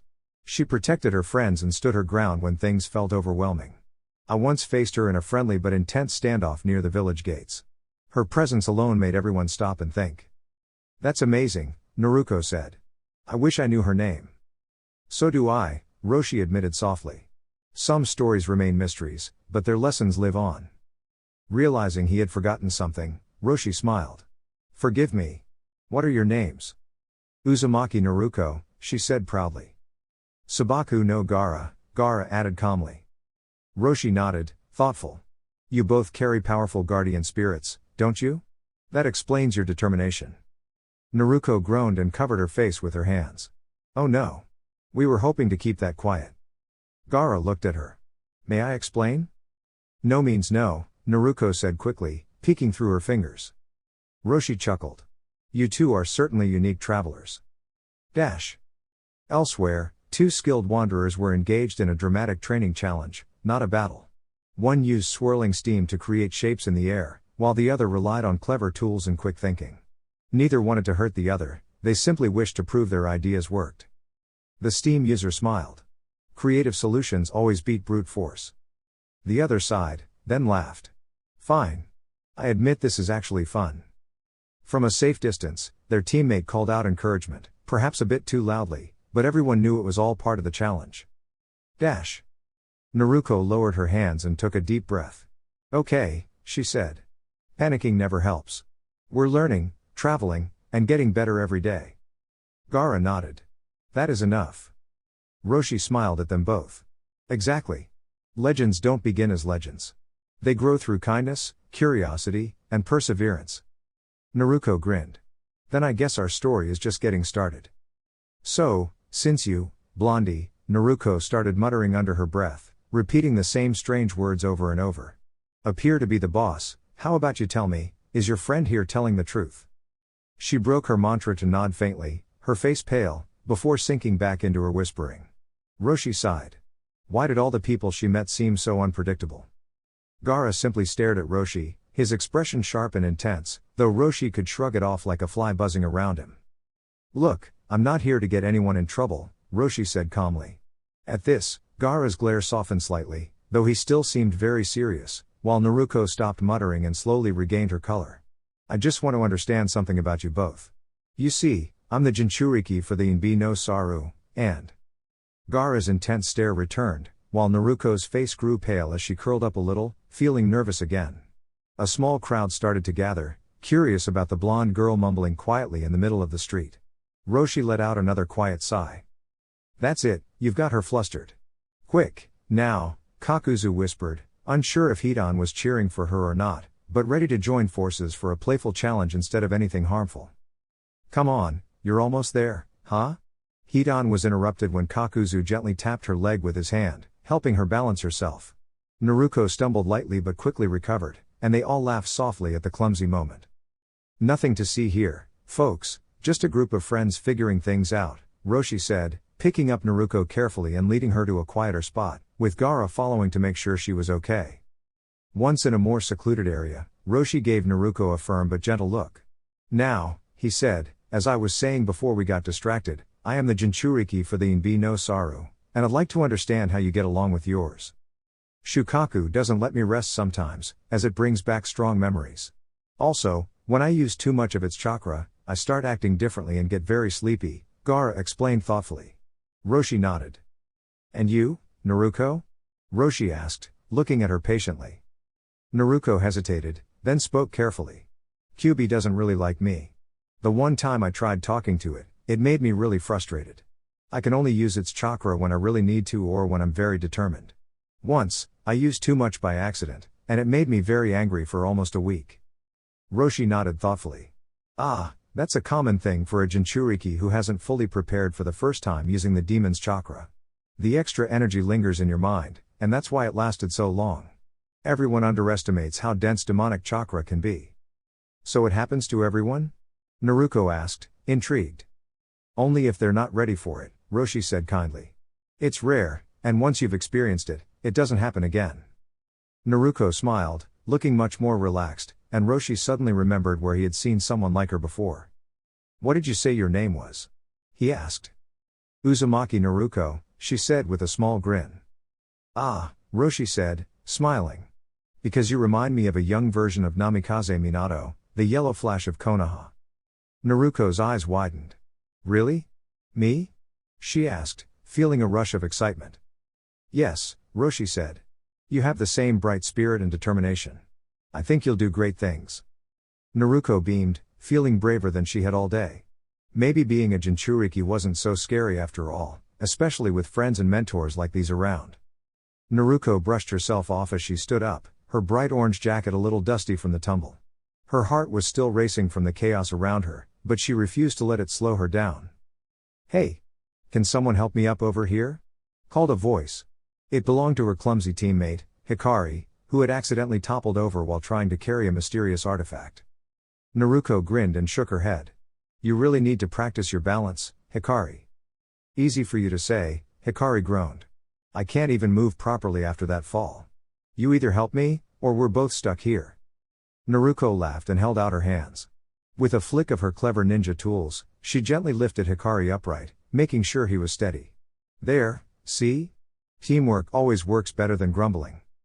Hikari looked relieved, and even cracked a small smile. Thanks. You're always looking out for everyone, aren't you? Naruko puffed out her chest. Of course. That's what a ninja does. And besides, we've got a mission to finish. Dash. Later, back at the village, Naruko sat with her friends, trying to make sense of the newest mystery. You're serious? She asked, blinking. You mean I might be related to the fourth Hokage? Her friend, Riku, nodded. It's a strong possibility. You even have the same bright determination and curiosity he's known for. Naruko tilted her head, her golden hair bouncing. I never knew. Why didn't anyone tell me before? Gaara, sitting quietly nearby, spoke gently. Some truths are kept for protection. You grew up safe, and that was what mattered. Now that you're ready, you can learn about your heritage. Naruko thought for a moment. Her past felt complicated, but instead of feeling scared, she felt a spark of excitement. So, I'm meant to grow into my own strength, just like them? That's right, Riku said with a warm smile. And you'll have us here to help every step of the way. Naruko's face lit up as she remembered something. Wait. The scroll. My mom left a scroll for me. I almost forgot. She rummaged through her bag and pulled out a slightly crumpled scroll. Carefully, she opened it, and her eyes widened at the neat writing inside. Her friend Roshi peeked over her shoulder. Uzumaki Kushina. Your mother was quite the legend, he said quietly. And it looks like you've inherited her courage and heart. Naruko's cheeks turned pink with pride. I want to live up to that. I want to be strong and kind, like she was. Roshi nodded. And you will. Not because you have a famous parent, but because you have the heart of a true ninja. Naruko rolled up the scroll carefully, her mind brimming with excitement and determination. Then I'll keep training, and I'll make sure I'm ready for whatever comes next. Gaara smiled. With that attitude, Naruko, there's no limit to what you can achieve. Naruko's eyes sparkled as she looked at her friends. Together, she thought, they could face any challenge, solve any mystery, and grow stronger without losing their hearts along the way. And for the first time in a long while, Naruko felt truly at home. Kakuzu and Hidan hurried toward the border, passing the bustling outskirts of Tenchigai, the legendary marketing city of the Land of Earth. The streets shimmered with colorful banners, shops displaying all sorts of curious trinkets, and the cheerful chatter of merchants and visitors alike. As they moved, they passed by 3 people, an Iwa nin and 2 teens. One teen had bright blonde hair that bounced in the wind, and the other had vibrant red hair that matched the Iwa nin's. The trio paused, their eyes widening at the sight of the mysterious cloaked figures. The Iwa nin stepped forward, her stance calm but firm. Let them go, she said, her voice carrying a serious authority that made Kakuzu pause. He felt a twinge of caution. It was clear she wasn't someone to underestimate. The 2 teens looked at her with awe, clearly impressed by her presence. Kakuzu muttered under his breath, we need to move faster, nudging Hidan, who, surprisingly, seemed thrilled at the sudden excitement. The pair quickened their pace, trying to stay ahead. Meanwhile, not far away, Naruko had been talking with her friend Roshi about her mother, learning that she had once been entrusted with a great responsibility, the same kind of role Naruko now carried with her own special powers. Suddenly, Roshi's voice cut through her thoughts. Pack up your things and follow me, Naruko. Someone's been taken, and we need to help them. Naruko's eyes sparkled with determination. She didn't even need to ask questions. With a nod to Gaara, she gathered her things in a flash. Right. Let's go. No one gets left behind. Together, Naruko, Gaara, and Roshi set off through the lively streets of Tenchigai, weaving past market stalls and colorful displays. Naruko's heart raced, not from fear, but from excitement. She loved a challenge, and this one promised adventure, teamwork, and a chance to show just how brave she could be. As they hurried along, Naruko thought to herself, I'll make sure everyone is safe. And I'll do it with my friends by my side. And with that, the chase was on, not a chase of danger, but of courage, clever thinking, and friendship. The chase had been long, giving Naruko plenty of time to think. Her father had been the Yondaime. The Yondaime had sealed Kyuubi inside her before she was even born. And before her, the Kyuubi had had a Jinchūriki, too, her mother, Kushina. Without the Kyuubi, her mother would have been in grave danger. Naruko frowned, feeling a swirl of confusion. She had always wondered who her parents were, but she had accepted that she might never know. In the orphanage, few children could remember their parents, and even fewer could say for sure who they were. Now, knowing the truth, Naruko wasn't sure how she felt. There were so few things in life that felt like absolute truth, and even those now seemed uncertain. Why had she been raised in a village that hadn't understood her? Why had the secret of her Jinchūriki status been kept from her for so long? What was truly right, and what had been done out of necessity? Her thoughts turned to her father. He had been a powerful ninja, admired across all the lands. Perhaps he had thought he needed to prepare her to be extraordinary, to carry great responsibility. But what had that meant for her mother, for Kushina, when she had been pregnant with Naruko? Had her father truly understood the love and courage it took to care for a child while carrying such a burden? Naruko didn't want to dwell on what might have been wrong. She only wanted to understand how to live fully, how to grow stronger, and how to honor her family's legacy in a way that felt right for her. As she ran across the mountainous plains with Roshi, Gaara at her side, a realization came to her. The Sandaime, the wise leader of her village, had known the truth all along. He had wanted to guide her with care, to help her become a strong and kind ninja, not just a tool of power. And in that thought, Naruko felt a spark of resolve. She would forge her own path, inspired by the guidance and love of those who had come before her. She glanced at Gaara. "Hey, Gaara," she asked, her voice full of curiosity. "Why are we helping this person?" Gaara tilted his head thoughtfully. "I do not know for certain," he said. "But I think it is because he knows a lot about Jinchūriki. Learning from him could help us all grow." Naruko blinked, feeling a mix of relief and amusement. "Well, why didn't you just say that before?" Gaara gave a small sigh, and they shared a quiet laugh, even as they kept up with the swift steps of the ninja ahead of them. "Stop. They're doubling back. Turn around," Naruko called, determined to stay alert, but her heart was light. For the first time in a long while, she felt that her journey wasn't just about following orders, it was about learning, understanding, and choosing her own way. She glanced up at the sky and whispered to herself, "I will become a ninja who makes the world brighter. Not because someone expects it, but because I choose it." The mountains and forests stretched before her like a puzzle waiting to be solved, and Naruko's steps grew faster, not from fear, but from excitement. Every challenge was a chance to grow, every friend a companion to guide her, and every discovery a piece of the story she would write herself. Naruko kept moving, her earlier nervous twitch finally easing as she focused on her breathing. Even so, she was tired from the long pursuit. Her legs felt warm and heavy, and each breath of cool air filled her lungs so completely that it almost surprised her. If it were not for her chakra helping her body stay strong, and the natural resilience she had trained so hard to develop, she was certain she would have needed to stop and rest long ago. Beside her, Gaara showed very little outward change, but Naruko suspected he was pushing himself just as hard. Ahead of them, Roshi continued forward with firm resolve, his posture steady and determined. There was a seriousness about him that made Naruko straighten her focus. "I should remember how deeply he cares about his friends," she thought. As they sped along, Naruko noticed the land changing. The mountains rose one last time before giving way to a thick, green forest. The air grew warm and damp as they descended, and within moments, it felt heavier, like a soft blanket pressing gently against her skin. Breathing took more effort now. Naruko glanced at Gaara and immediately felt concerned. He had grown up in dry lands, and this humid place was clearly overwhelming him. His breaths were uneven, and his eyes darted as he struggled to adjust. "Oh no," Naruko murmured.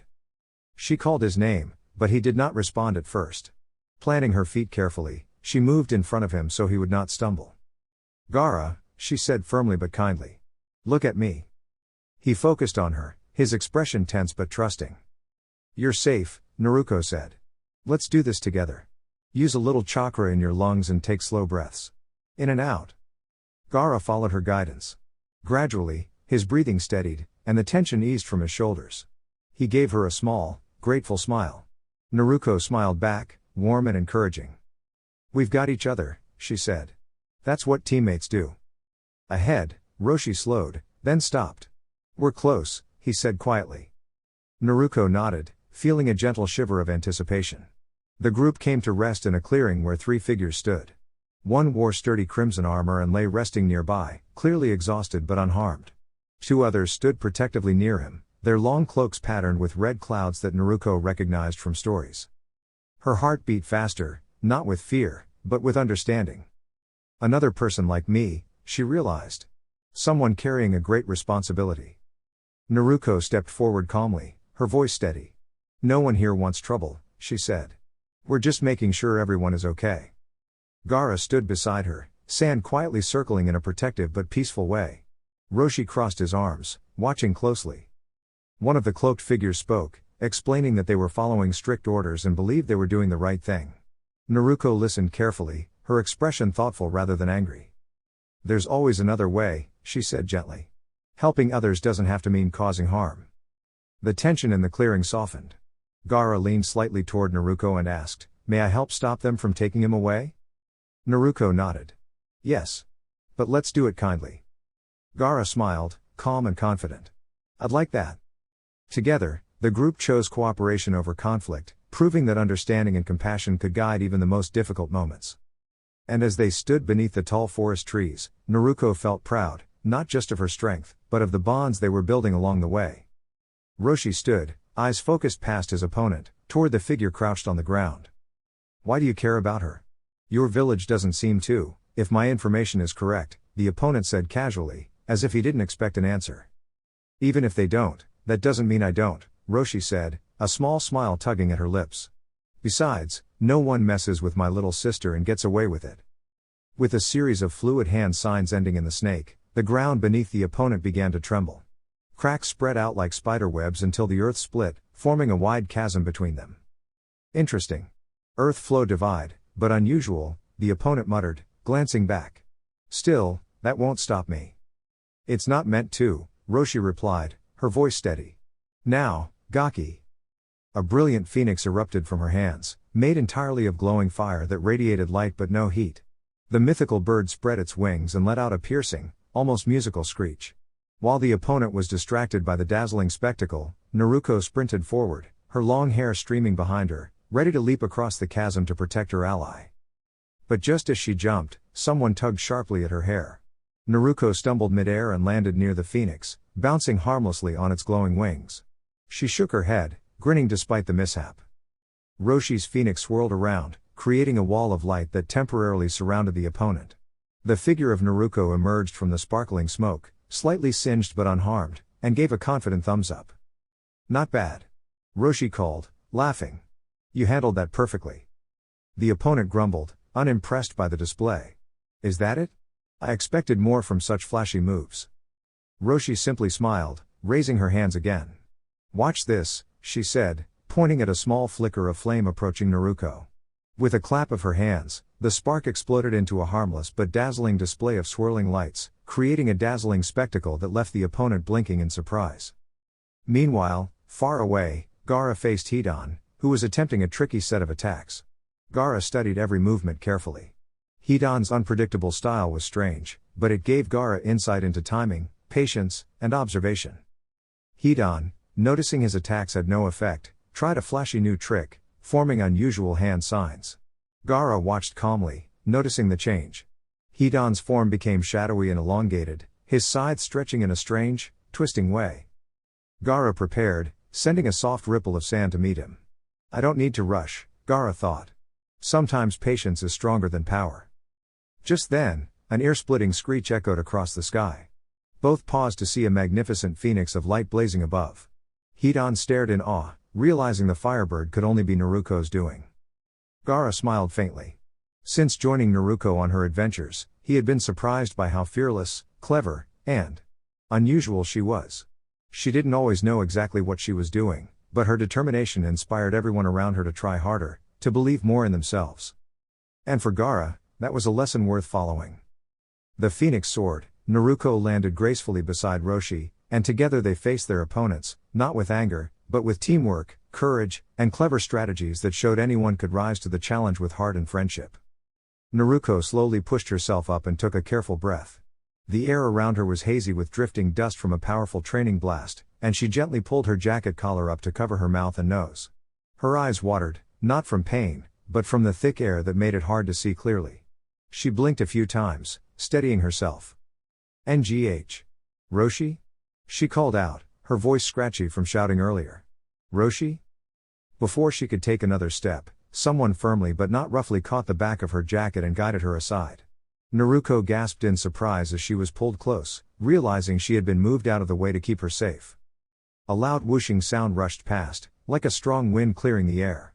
Dust scattered in every direction, revealing the training field beyond. What had once been soft marshland was now dry and patterned with harmless cracks, a result of intense practice techniques meant to test control rather than cause harm. Naruko felt herself lifted briefly as the person beside her leapt to a safer spot. She pressed her hands against a solid, smooth surface beneath a dark cloak and realized it was a protective training construct, designed to shield students during difficult exercises. Another gust swept the area clean, and Naruko spotted Roshi in the distance, carefully helping Han move toward a safe zone. Relief filled her chest when she saw them both standing. The group landed, and everyone paused. Roshi turned, his expression calm and thoughtful rather than angry. "You are pushing yourself too hard," Roshi said firmly, his voice steady. "This lesson is about trust and awareness, not strength alone." Naruko swallowed and nodded, her arms trembling slightly from exhaustion. She had wanted to prove herself, but now she understood that learning also meant knowing when to rely on others. I'm sorry," she said softly. "I should have listened better." The figure beside her released their hold and stepped back, the training masks closing harmlessly as the exercise ended. Roshi gave a small nod. "You did not fail," he said. "You learned. That matters more." Warmth spread through Naruko's chest. She took a deep breath, standing a little taller despite her tired muscles. She wasn't done growing yet, but she was on the right path, and she knew she would keep trying, with kindness, courage, and hope guiding her forward. Naruko's chakra flared around her like a glowing cloak of fiery red-orange energy. She had always been full of determination, but this new surge felt different. Stronger. Alive. A single chakra tail swayed gently behind her, a curious appendage she hadn't noticed before. From the shifting sand around them, figures began to emerge, their faces familiar yet confusing. One stepped forward, her violet-gray eyes wide. "Naruko. You're still here?" Naruko blinked, taking in the strange visitors. They weren't dangerous, at least, not in the way she feared, but they were certainly unusual. I don't understand," she admitted. "Who are you?" The figure smiled faintly. "We're old friends. And people who once challenged the village. But none of that matters now. We just want to see you safe." At that moment, the ground trembled, and a bubbling cloak of red chakra expanded around Naruko, wrapping her like a living, breathing shield. She raised her hands, fascinated as the chakra shifted into sharp, claw-like tips. They weren't frightening, they were part of her now, a symbol of her connection with the great Kyuubi spirit. She tapped one claw gently against the other, marveling at how strong and flexible it felt. Across the clearing, a strange figure began to move. A creature of flowing shadows and twisting threads appeared, forming a towering shape. But rather than attack, it paused, seeming curious about the glowing child before it. Naruko's older brother, Roshi, stepped forward carefully. His own chakra glowed deep crimson, forming a protective aura that rose like a column of light and warmth. "Naruko, take Han and find safety," he instructed, pointing to their friend waiting nearby. "I'll handle this. And I'll be right behind you." Naruko nodded, her eyes bright with determination. With a graceful leap, she dashed across the sand, her new chakra cloak enhancing her speed. The glowing tail behind her flicked like a banner as she reached Han's side, gently lifting him up. "Don't worry, I'll get you somewhere safe," she promised. Then, she paused, glancing back at Roshi with a small, confident smile. "You focus on your friends. I've got this." As Naruko ran, the creature in front of Roshi began to shift and swirl, almost playful in its curiosity. Roshi's smirk widened. "Let's see what happens when imagination meets a little bit of magic," he murmured, and the glowing chakra around him pulsed like a heartbeat. Naruko, Han, and their friends ran together, their spirits high and their hearts full of courage. They didn't know exactly what awaited them, but with each other, and with the power of friendship and chakra, they knew they could face anything. The sand swirled behind them, the glowing chakra cloaks casting dancing lights across the clearing. This was only the beginning of Naruko's incredible journey, a story of bravery, discovery, and the magic that comes from believing in yourself. Naruko darted through the forest, her bright orange scarf fluttering behind her like a streak of sunlight. Ahead, Gaara looked worried, his usually calm eyes wide with surprise. He tried to use his sand to block her, but Naruko just zipped around it, her movements like a playful dance. "Whoa! Your sand is amazing," Naruko said with a grin, hopping from one tree root to another. "But you're going to have to try harder than that if you want to catch me." Gaara's sand formed little walls and shapes, trying to slow her down, but Naruko giggled and somersaulted over them effortlessly. She twirled in midair and landed softly on the ground, her kunai glowing faintly, not as a weapon, but as a tool to light up the path ahead. "Gotcha!" she called, tapping Gaara gently on the shoulder with a harmless kunai. Instead of hurting him, It released a burst of sparkling light that made the sand around him shimmer like gold. Gaara blinked. What? What just happened? Naruko smiled warmly. It's a little trick I learned. It can turn something serious into something fun. Here, try it. She held out her hand, and Gaara hesitated, then carefully reached out. The moment their hands met, the sand that had seemed dark and heavy before became soft and playful, swirling around them like a dancing ribbon. Wow, Gaara whispered, a smile slowly spreading across his face. It feels lighter. Happier. Exactly, Naruko said, twirling around him.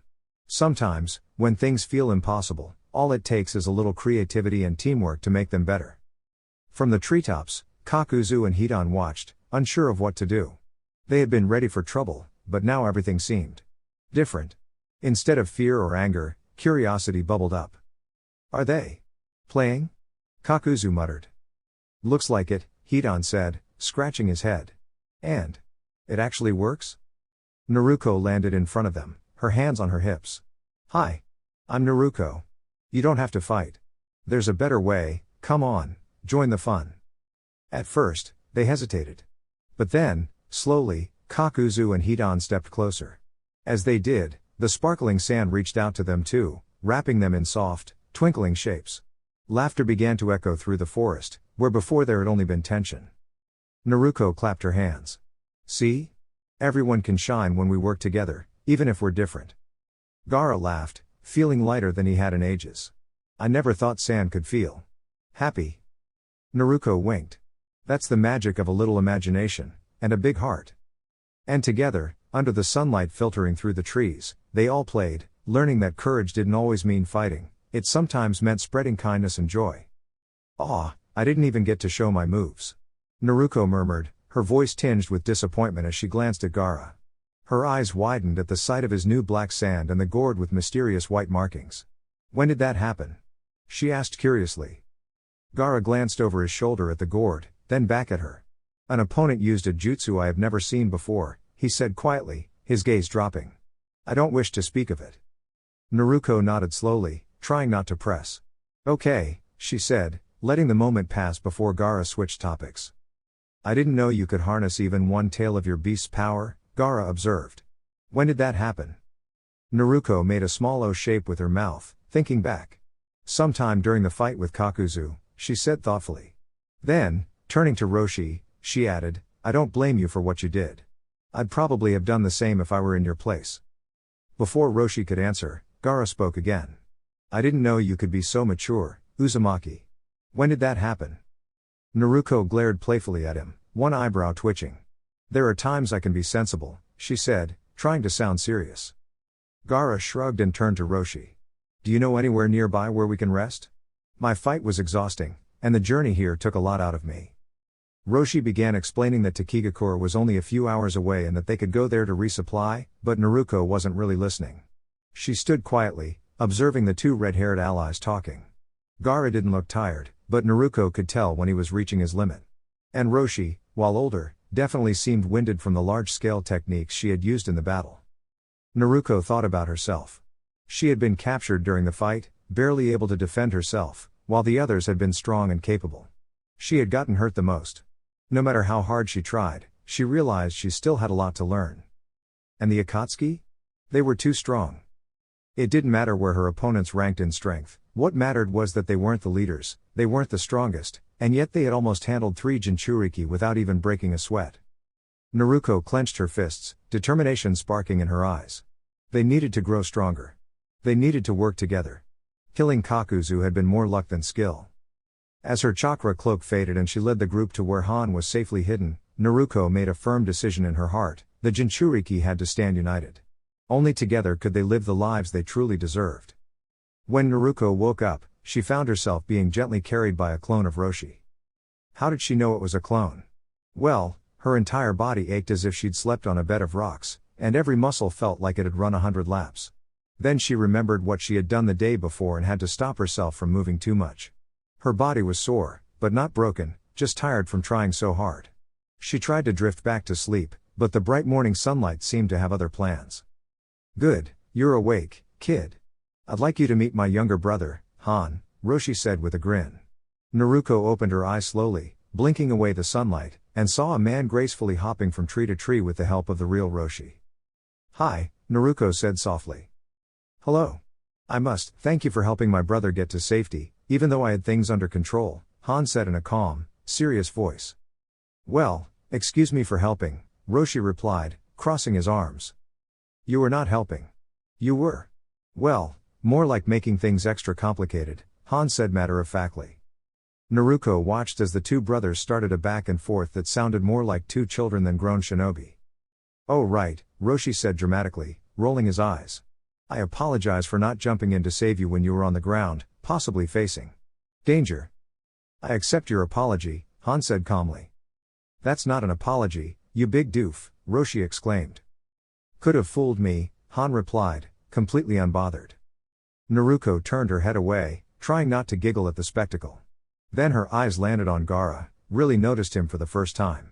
He looked different. Not tense, not angry, not plotting. He looked almost peaceful. Almost happy.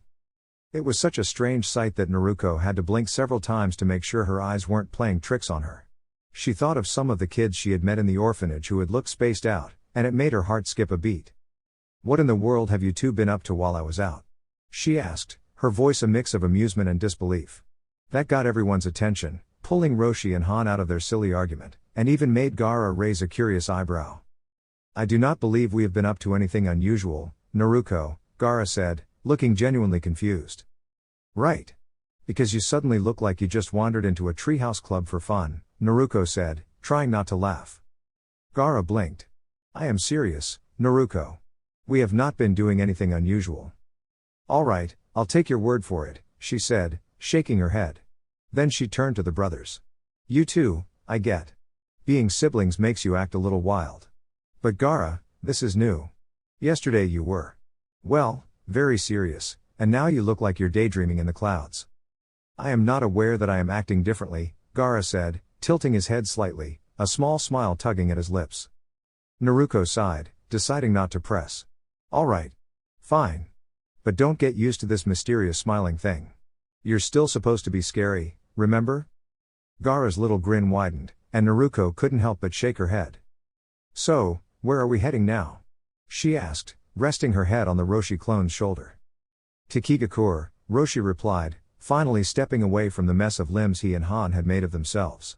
"They have a neutral treaty with the other elemental nations. It's a safe place for shinobi to rest, gather supplies, or even have friendly meetings."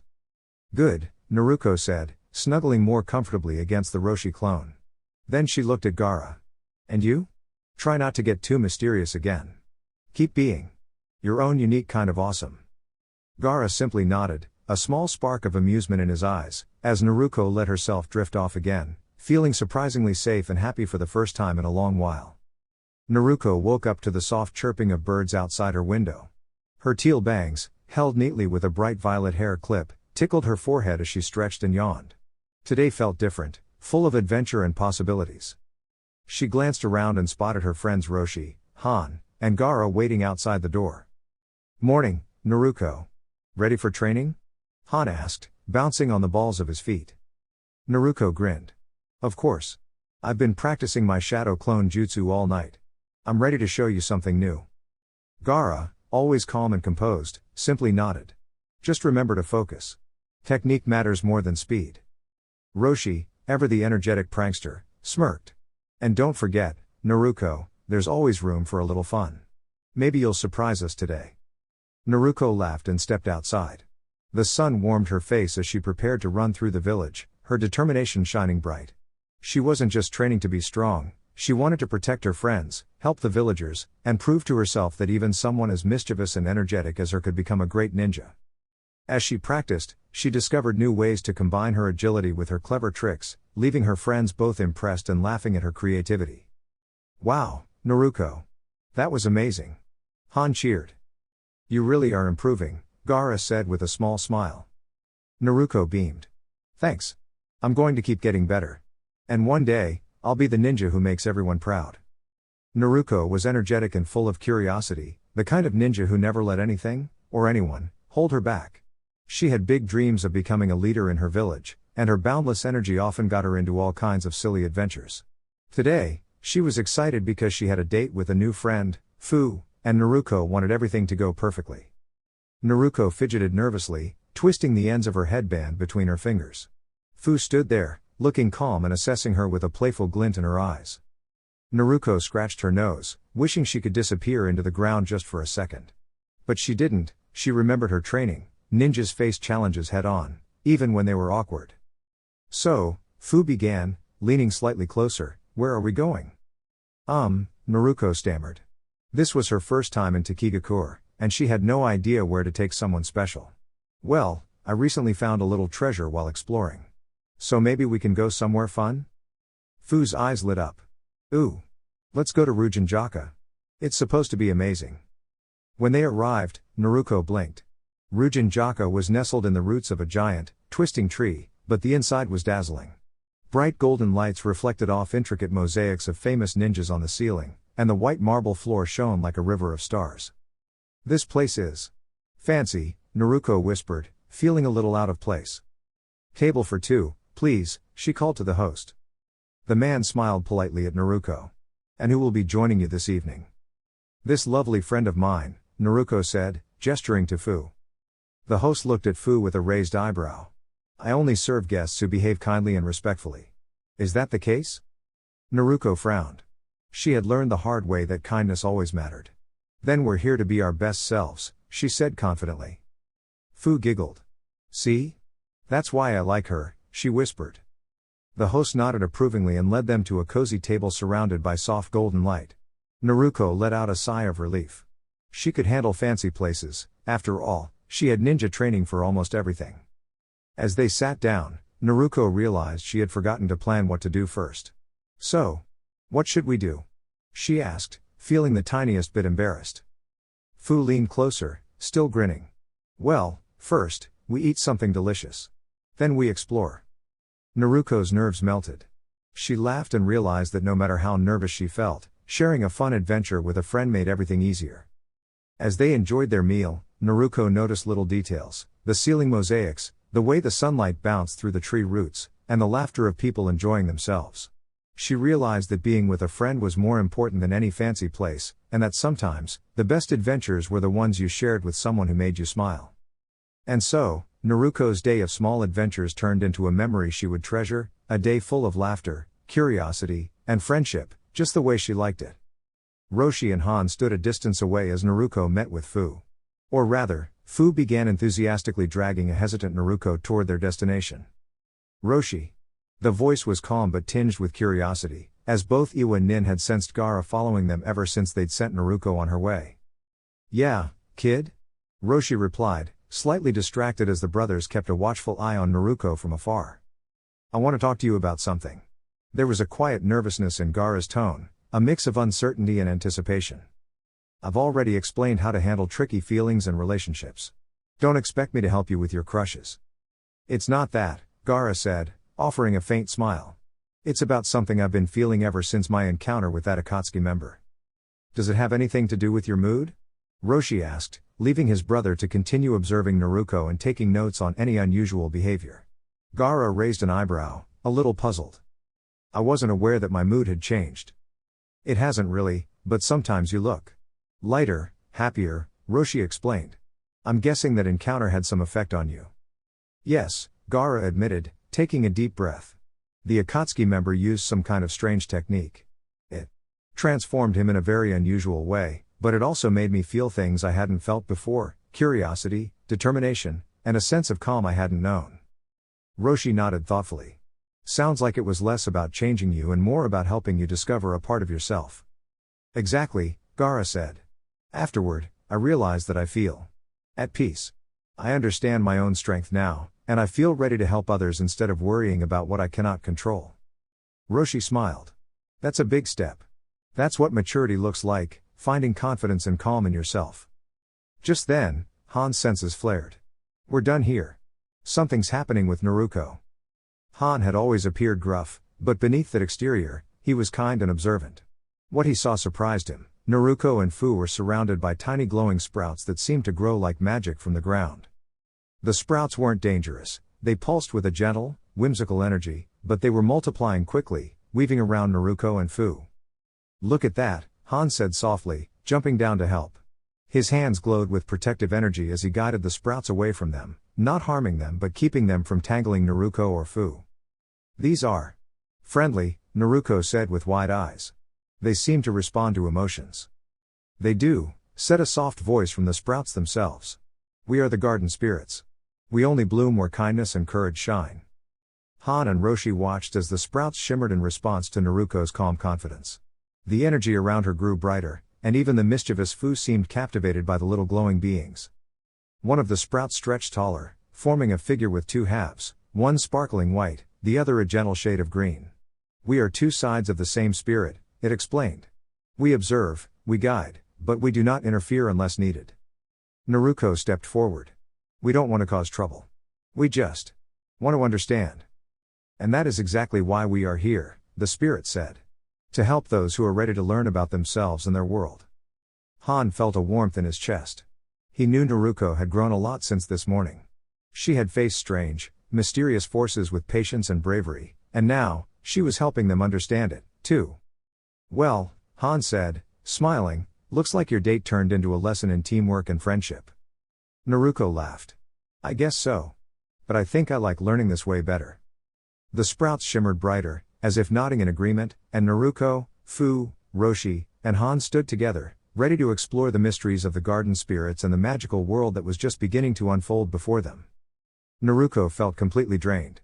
The strange fungus-like creatures had sapped her energy, and her arms were spread out, making it impossible to use any of her jutsu. Wait. Seal-less jutsu. That was it. As soon as Han carefully helped remove the fungus thing clinging to her, Naruko felt a trickle of her chakra return. She wasn't back at full strength yet, but it was enough. Standing shakily, she noticed Han looking at her with surprise. You're weakened, he said calmly. No kidding, Naruko replied, one hand on the ground as she crouched. But that doesn't mean I'm going to miss my chance to stop these troublemakers. She straightened, her face lighting up with determination. Besides, I didn't get to do anything in the last encounter. Han chuckled, impressed by her energy and optimism. What are these Akatsuki? Fu asked as she got up, leaning lightly on Naruko for support. You don't know? Naruko asked, raising an eyebrow. She had expected that people from neutral lands might be unaware, but she was still surprised. Akatsuki are a group of people who want to take the bijou for themselves, but we're going to stop them. Fu's eyes sparkled. Then why are we just standing here when we could be helping? With a cheerful stomp of her foot and a confident swing of her arms, she gestured toward the earth.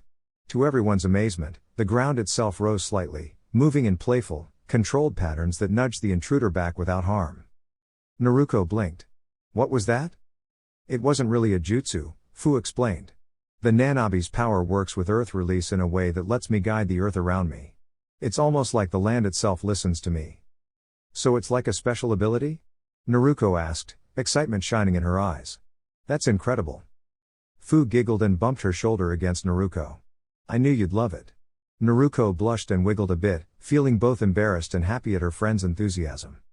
Eventually, the group prepared to head off in different directions. Naruko wanted everyone to stay together. I don't think we should split up, she said firmly, standing at the edge of the village with Fu by her side. Oh, Naruko, Fu said, grinning. I knew you cared. Not just us, Fu, Naruko replied. Go ask Gaara about his sand abilities. I promise, you'll learn something cool. M'kay, Fu said, bouncing off to chat with Gaara, leaving Naruko to talk to Han and Roshi. We shouldn't split, Naruko repeated. There are bigger challenges out there than we can handle alone. And if we stick together, we can figure them out. Roshi hesitated. We have responsibilities to our own villages. Sometimes, villages don't know everything, Naruko said firmly. We have to look out for each other first. If someone needs help, we need to be ready to lend a hand. The others glanced at each other, seeing the earnest determination in Naruko's eyes. Slowly, Roshi extended her hand. I'm in, she said. Naruko grinned and shook her hand. Good. We're going to learn so much from each other, and we'll make sure everyone's safe. Teamwork is our real strength. With that, the group set off together, ready to explore, train, and face challenges, not with conflict, but with friendship, creativity, and the power of believing in each other. Again. Roshi called, and the mass of golden-haired clones in front of him clapped their palms together, hoping to slice through the leaf each one held. One of them cheered as a small piece of leaf fluttered away, before the clone shimmered and vanished. The others paused for just a heartbeat before identical expressions of determination spread across their faces. They had learned from their dispelled comrade. It had been nearly 2 weeks since they had decided to follow Naruko, her plan to have them protect each other sounding both absolutely ridiculous and surprisingly brilliant at the same time. Roshi wasn't sure which was worse, that the plan was silly enough to maybe work, or clever enough that it might actually succeed. During that time, they had traveled to the land of hot springs, a quiet, secluded place where they could train without anyone else stumbling across them. When Roshi asked Naruko to list all the jutsu she knew, he was a little surprised at how short the list was. Any ninja from a proper hidden village would have expected her to be at least B rank in skill by now. And yet, there she was, golden hair tied back, eyes gleaming with energy, yet still so small in terms of experience. Even stranger, she had just learned the identity of both her parents, something she had longed for all her life. The discovery had changed her in subtle ways. She had been quieter, thoughtful, almost contemplative for days after leaving Takigakure. Then, one morning, she had bounded into the clearing with so much energy that everyone almost jumped out of their skin. Roshi suspected what it was. Naruko was carrying a lot inside her, bottling up her feelings while learning to cope with so much all at once. She seemed dismissive of 2 of the most famous jutsu, Toad Summoning and Rasengan, but Roshi had seen enough to know that one day she would understand their importance. For now, he would let her take the lead, supporting her quietly, guiding her only when asked. Roshi shook his head, refocusing on the training. Again. He called, and the clones sprang back into action. Dash. Fu stood in the center of a wide clearing, surrounded by dry forest that seemed ready to creep closer.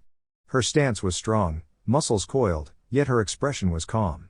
She was ready for anything, but she wasn't here to hurt anyone. She was here to test herself, to grow stronger. A soft thump echoed across the clearing. Naruko's keen ears caught it immediately. There. With a swift motion, Fu slammed her hands together at the wrists, sending a neat square of dirt shooting upward where the sound had come from. A small puff of dust swirled, and a soft laugh came from the hidden spot among the trees.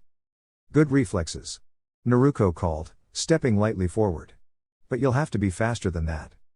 Fu pulled her arms back calmly, readying herself for the next move. She smiled under her headband, feeling the thrill of the challenge, not fear, not anger, just focus and excitement. The forest around them was quiet except for the soft sounds of leaves brushing and feet landing lightly on the earth. Every movement was a chance to learn, every pause a chance to think. This was not a battle. This was growth. And Naruko was ready for it. Naruko was barely winded, though her lungs were beginning to feel the ache of exertion. That last challenge had been close. Too close.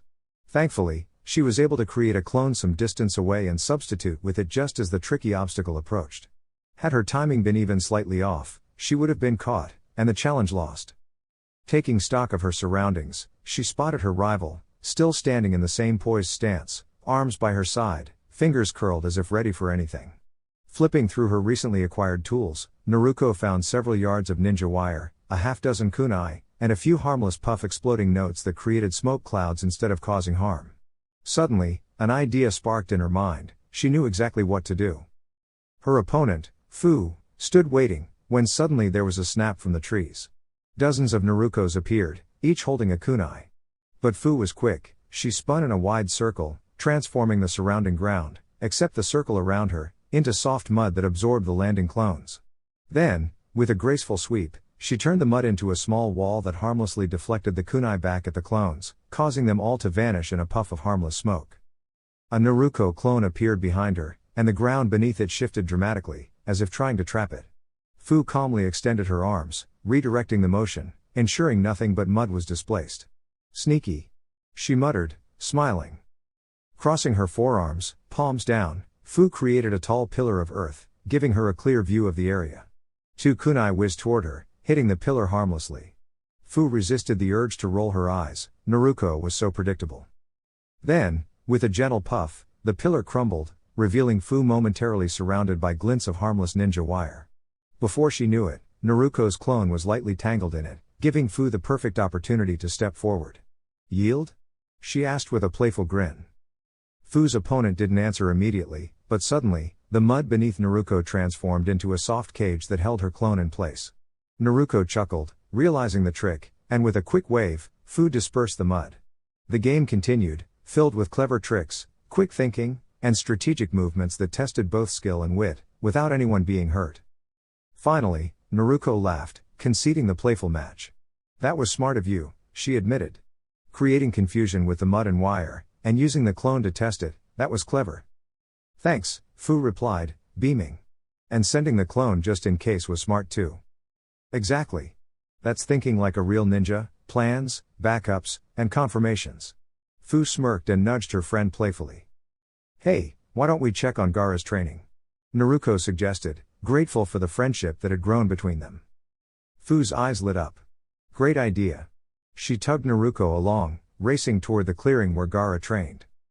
Gaara stood alone, focused as ever, transforming the ground beneath him into shifting sand. Today, he didn't have his usual gourd, yet he remained composed. Suddenly, 3 steam-like creatures, created by Han for training, appeared from the shrubs, moving swiftly toward him. Gaara didn't flinch.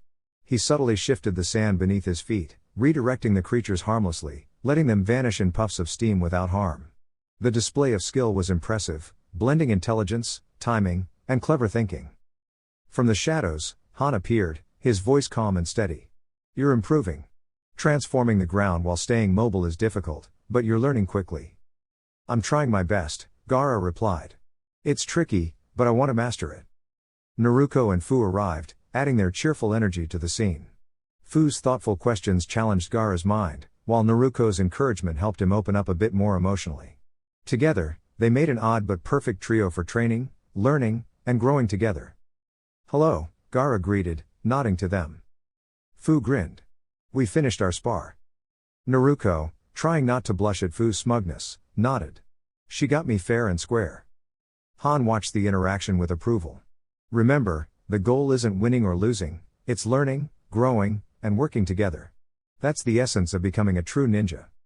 The group set off toward the forest, ready to continue their playful and inventive training, each step bringing new challenges, laughter, and discoveries.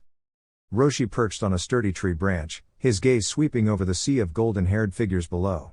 Each time the clones slammed their palms together above the leaves they were trying to slice with wind chakra, a faint ripple of sound traveled through the clearing. Most of the leaves were only halfway cut, so Roshi had them start over again, leaving the surrounding trees looking sparser than before. A sudden cheer rang out from one of the clones, followed by a tiny poof as she dispersed, allowing the others to watch and learn. The remaining clones scrambled to snag fresh leaves from the branches above, their movements so chaotic that Roshi had to close his eyes for a moment to avoid feeling dizzy. When the scuttling finally stopped, Roshi opened his eyes.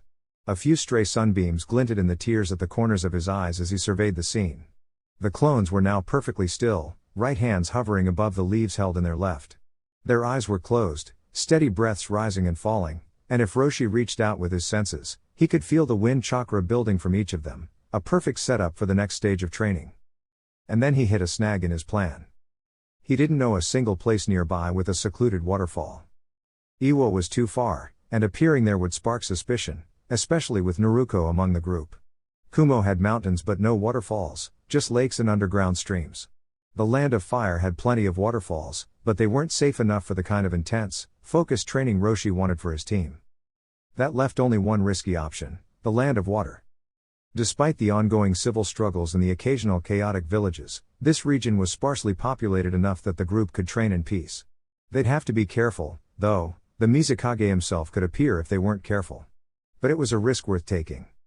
Roshi's thoughts were interrupted by the triumphant cry of one clone who had successfully sliced her leaf in half. She dispersed immediately, and the rest of the clones froze, briefly overwhelmed by the flurry of experience. Then, as if on cue, they grabbed fresh leaves and resumed their efforts. Palm slammed against palm, leaves split neatly in half. Silence fell over the clearing for a moment, and then an eruption of cheers broke out. The clones pumped their fists in joy, celebrating their progress. Naruko's voice cut through the commotion from behind Roshi. "Awesome." Roshi nearly toppled backward into a puff of dissipating smoke, but steadying himself, he turned to face her. The golden-haired girl was practically glowing with excitement, her emerald green hoodie bunched up slightly at her elbows from the force of her fist pump. "Yes," Roshi said, straightening up, "it is. Awesome." He held back a laugh at her boundless energy and enthusiasm. Looking at the rest of the group, he realized that most of them would need new appearances for their next adventure, except for Han, who would never give up his steam armor. But clothing could be changed. "I know where we're heading next for training," Roshi announced. "Quick question, does anyone here get seasick?" Later that day, Naruko and the group emerged from a clothing store, their new outfits carefully chosen for comfort, style, and practicality. Naruko had stuck with her favorite color palette, a mix of forest greens, earthy oranges, and dark neutrals. She now wore dark green pants, sturdy open-toed boots, and a burnt orange zip-up hoodie over a black tee. She had grabbed a few extra pairs of pants and tees in gray, black, and earthy brown, just in case.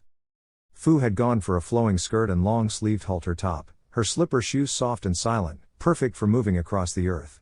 Gaara had swapped into a deep crimson long-sleeved shirt, black pants, and a long scarf that wrapped around his waist to secure his gourd. Even the Jonin, Roshi, had a surprisingly stylish outfit inspired by the Shodai Hokage's battle attire, though with less armor, much to the teens' confusion. As they walked through town, the group quietly surrendered their Hittite 8, the headbands that marked their origins, letting Roshi melt them down and bury them beneath the forest floor. It was a symbolic moment, leaving behind old identities to grow stronger together, free from the eyes of anyone who might misunderstand them. Naruko glanced back at her friends and smiled. "Looks like a fresh start, huh?" "Exactly," Roshi said. "And the next chapter? Well, it's going to be amazing." The group continued down the cobbled streets, excitement buzzing in the air, ready for their new adventure in the land of water. The mid-afternoon sun rested warmly in the sky, sprinkling soft light across the wide, open sea. A ferry glided gently over the water, its steady motion carrying passengers toward the nearby island of Wabasuk. The air smelled fresh, and the sound of waves was calm and rhythmic. Roshi stood near the railing, studying a well-worn map he had found earlier. He traced a path with his finger and nodded thoughtfully. "From Wabasuk, we can travel onward to an old town called Hyarinmaru," he said. "It has been quiet for many years, but it should give us a peaceful place to rest and think." He rolled the map back up and glanced around the ferry. There were only a few passengers, making it easy to see where everyone was. Naruko was kneeling beside Gaara, who was lying flat on the deck with his eyes closed. She offered him an encouraging smile. "Slow breaths," she said gently. "The boat feels strange at first, but your body will adjust." Gaara let out a small sigh. "I hope so," he murmured. "Everything feels like it's swaying."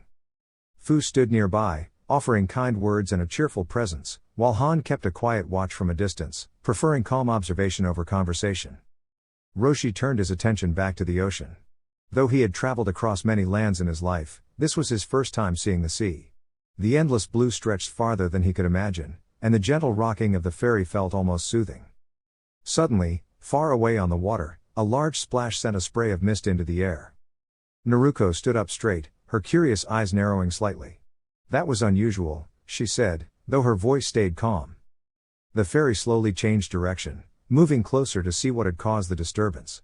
Soon, a lone figure appeared, skimming swiftly across the surface of the water with remarkable balance. Naruko shaded her eyes and gasped softly. "That uniform looks familiar," she said. "It reminds me of someone who protects others." As the figure drew nearer, he removed his mask and set it gently aside, showing his face clearly. He looked tired, but determined. Moments later, several other figures arrived, surrounding him without touching him. One of them stepped forward, smaller than the others but carrying a quiet authority.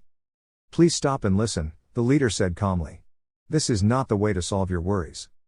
The man on the water shook his head. "I just want to choose my own path," he replied. "I need time to understand myself." Naruko stepped closer to the railing, her expression sincere. "Everyone deserves a chance to be heard," she said. "Running away doesn't always bring peace, but talking sometimes does." The group paused. The wind carried the sound of waves between them, and for a moment, no one spoke. Finally, the leader nodded. "Then let us talk," he said. "No one needs to be hurt. We can find a better way." As the ferry slowed, Naruko felt a warm sense of hope. Even in uncertain moments, kindness and understanding could guide people forward. She smiled softly, believing that this journey, like many others, was about learning, growing, and choosing compassion. And under the bright afternoon sun, the sea continued to shine, calm and welcoming. Naruko was snapped out of her daydream when Yagura began speaking to Utakata. She quickly started forming a plan to help her friends, her blue eyes narrowing in determination when she heard Yagura mention the Rakubi. No matter what, she thought, no one would speak that way about a Jinchūriki while she was around. She clutched a kunai, infusing it with a gentle gust of her wind chakra, and whispered a strategy to Roshi. Even if Yagura didn't hear, Naruko sent a clone of herself gliding toward him, while several more clones flitted around to create a distraction. The first clone almost reached Yagura when he spun on his heel, creating a sudden gust of wind that sent the clone scattering harmlessly into the air like petals in a storm. Naruko watched, her heart racing with excitement. Just as Yagura moved to confront her directly, Han swooped in, placing a protective hand on Naruko's shoulder. "Stay back, child," he said calmly, guiding her out of the way. Naruko gritted her teeth, feeling both anxious and thrilled. "This is not a situation you can rush into without a plan," Han called as Yagura chased after him. "But I had a plan," Naruko protested, hovering in the air on a burst of chakra. "And it could have gotten you into trouble," Han replied with a faint smile. "Luckily, I have a better idea." Naruko nodded firmly. "I'll wait," she called back, ready to act the moment Han gave the signal. Suddenly, dozens of tiny, steam-like Irukaum appeared, swirling around Yagura. Han's voice rang out with quiet authority. "He is not the one you should worry about. Your challenge is with me, not her." The Irukaum moved gracefully, blocking Yagura's advance and forming a protective circle. On the deck of the ship, Roshi, Gaara, and Fu were holding their ground against the 5 hunter nin who were trying to interfere. Fu's movements were precise and fluid, like a dance, and her defensive maneuvers kept the hunters from reaching the injured Utakata.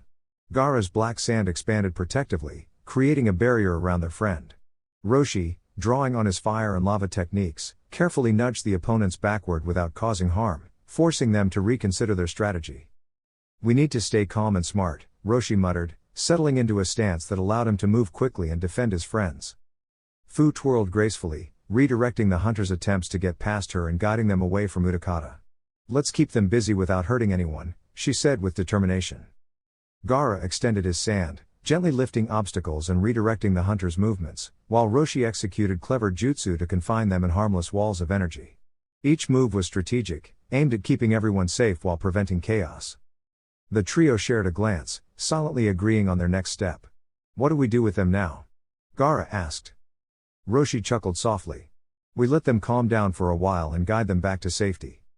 Fu nodded and turned her attention back to Utakata, making sure he was comfortable and safe.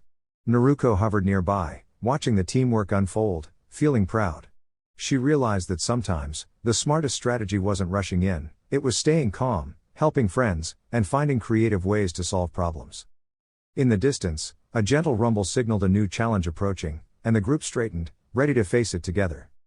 Naruko could hardly believe her eyes. One moment, the sea sparkled quietly under the sun, and the next, it seemed to burst into a swirling dance of magical, glowing creatures called Irukaum. But instead of fear, Naruko felt awe as the creatures twirled and shimmered before gently dissolving into harmless mist. Above, Yagura hovered, preparing to send a huge wave of wind, but Han, with a graceful sweep of her hands, turned the sea itself into a giant, sparkling mist Irukaum, who absorbed the wind with a soft shimmer. From there, the scene unfolded like a dazzling light show. Han followed up with strands of glowing ribbons, guiding Yagura on a playful chase. Naruko noticed the aura around Yagura, powerful and mysterious, something she recognized from stories of the ancient Bijou spirits. But Han wasn't intimidated, she glowed even brighter, showing her own cheerful Bijou energy in a dance of light. Everything after that was a blur of colors and sparkling energy. Naruko found herself floating alongside Han, watching from the back of the gigantic, misty Yagura Sanbi. In front of them, a massive swirling ball of shimmering energy appeared, its colors spinning like a rainbow. Naruko's heart skipped a beat as she realized the ball was heading toward the ferry carrying her friends, not to harm, but as part of an enormous display of magical energy. Han extended her hands, and a matching ball appeared, glowing with calm and focus. Naruko realized two things at once. 1. The magical Rasengan she had learned came from this very energy of the Bijou. 2. Han wasn't trying to fight, she was creating a spectacular, controlled display of energy for everyone to see. Then a pulse of radiant energy filled the air, sending both balls of light spinning gracefully apart. Naruko watched as the giant Yagura Sanbi's shimmering ball collapsed into a gentle swirl of sparkles, raining harmless light over the sea. The air was filled with laughter and awe, as every onlooker marveled at the magical, peaceful power they had witnessed. Naruko felt a warm glow in her chest. She realized that strength wasn't always about fighting, it was about creativity, courage, and using power to inspire, protect, and bring joy to others. Dear YouTube subscribers, this concludes this part of our journey. Stay tuned for more exciting content coming your way. If you enjoyed this video, don't forget to like, share, and spread the word, it really helps us grow. Thank you for being part of the adventure. Regards. 6 Path Weeb.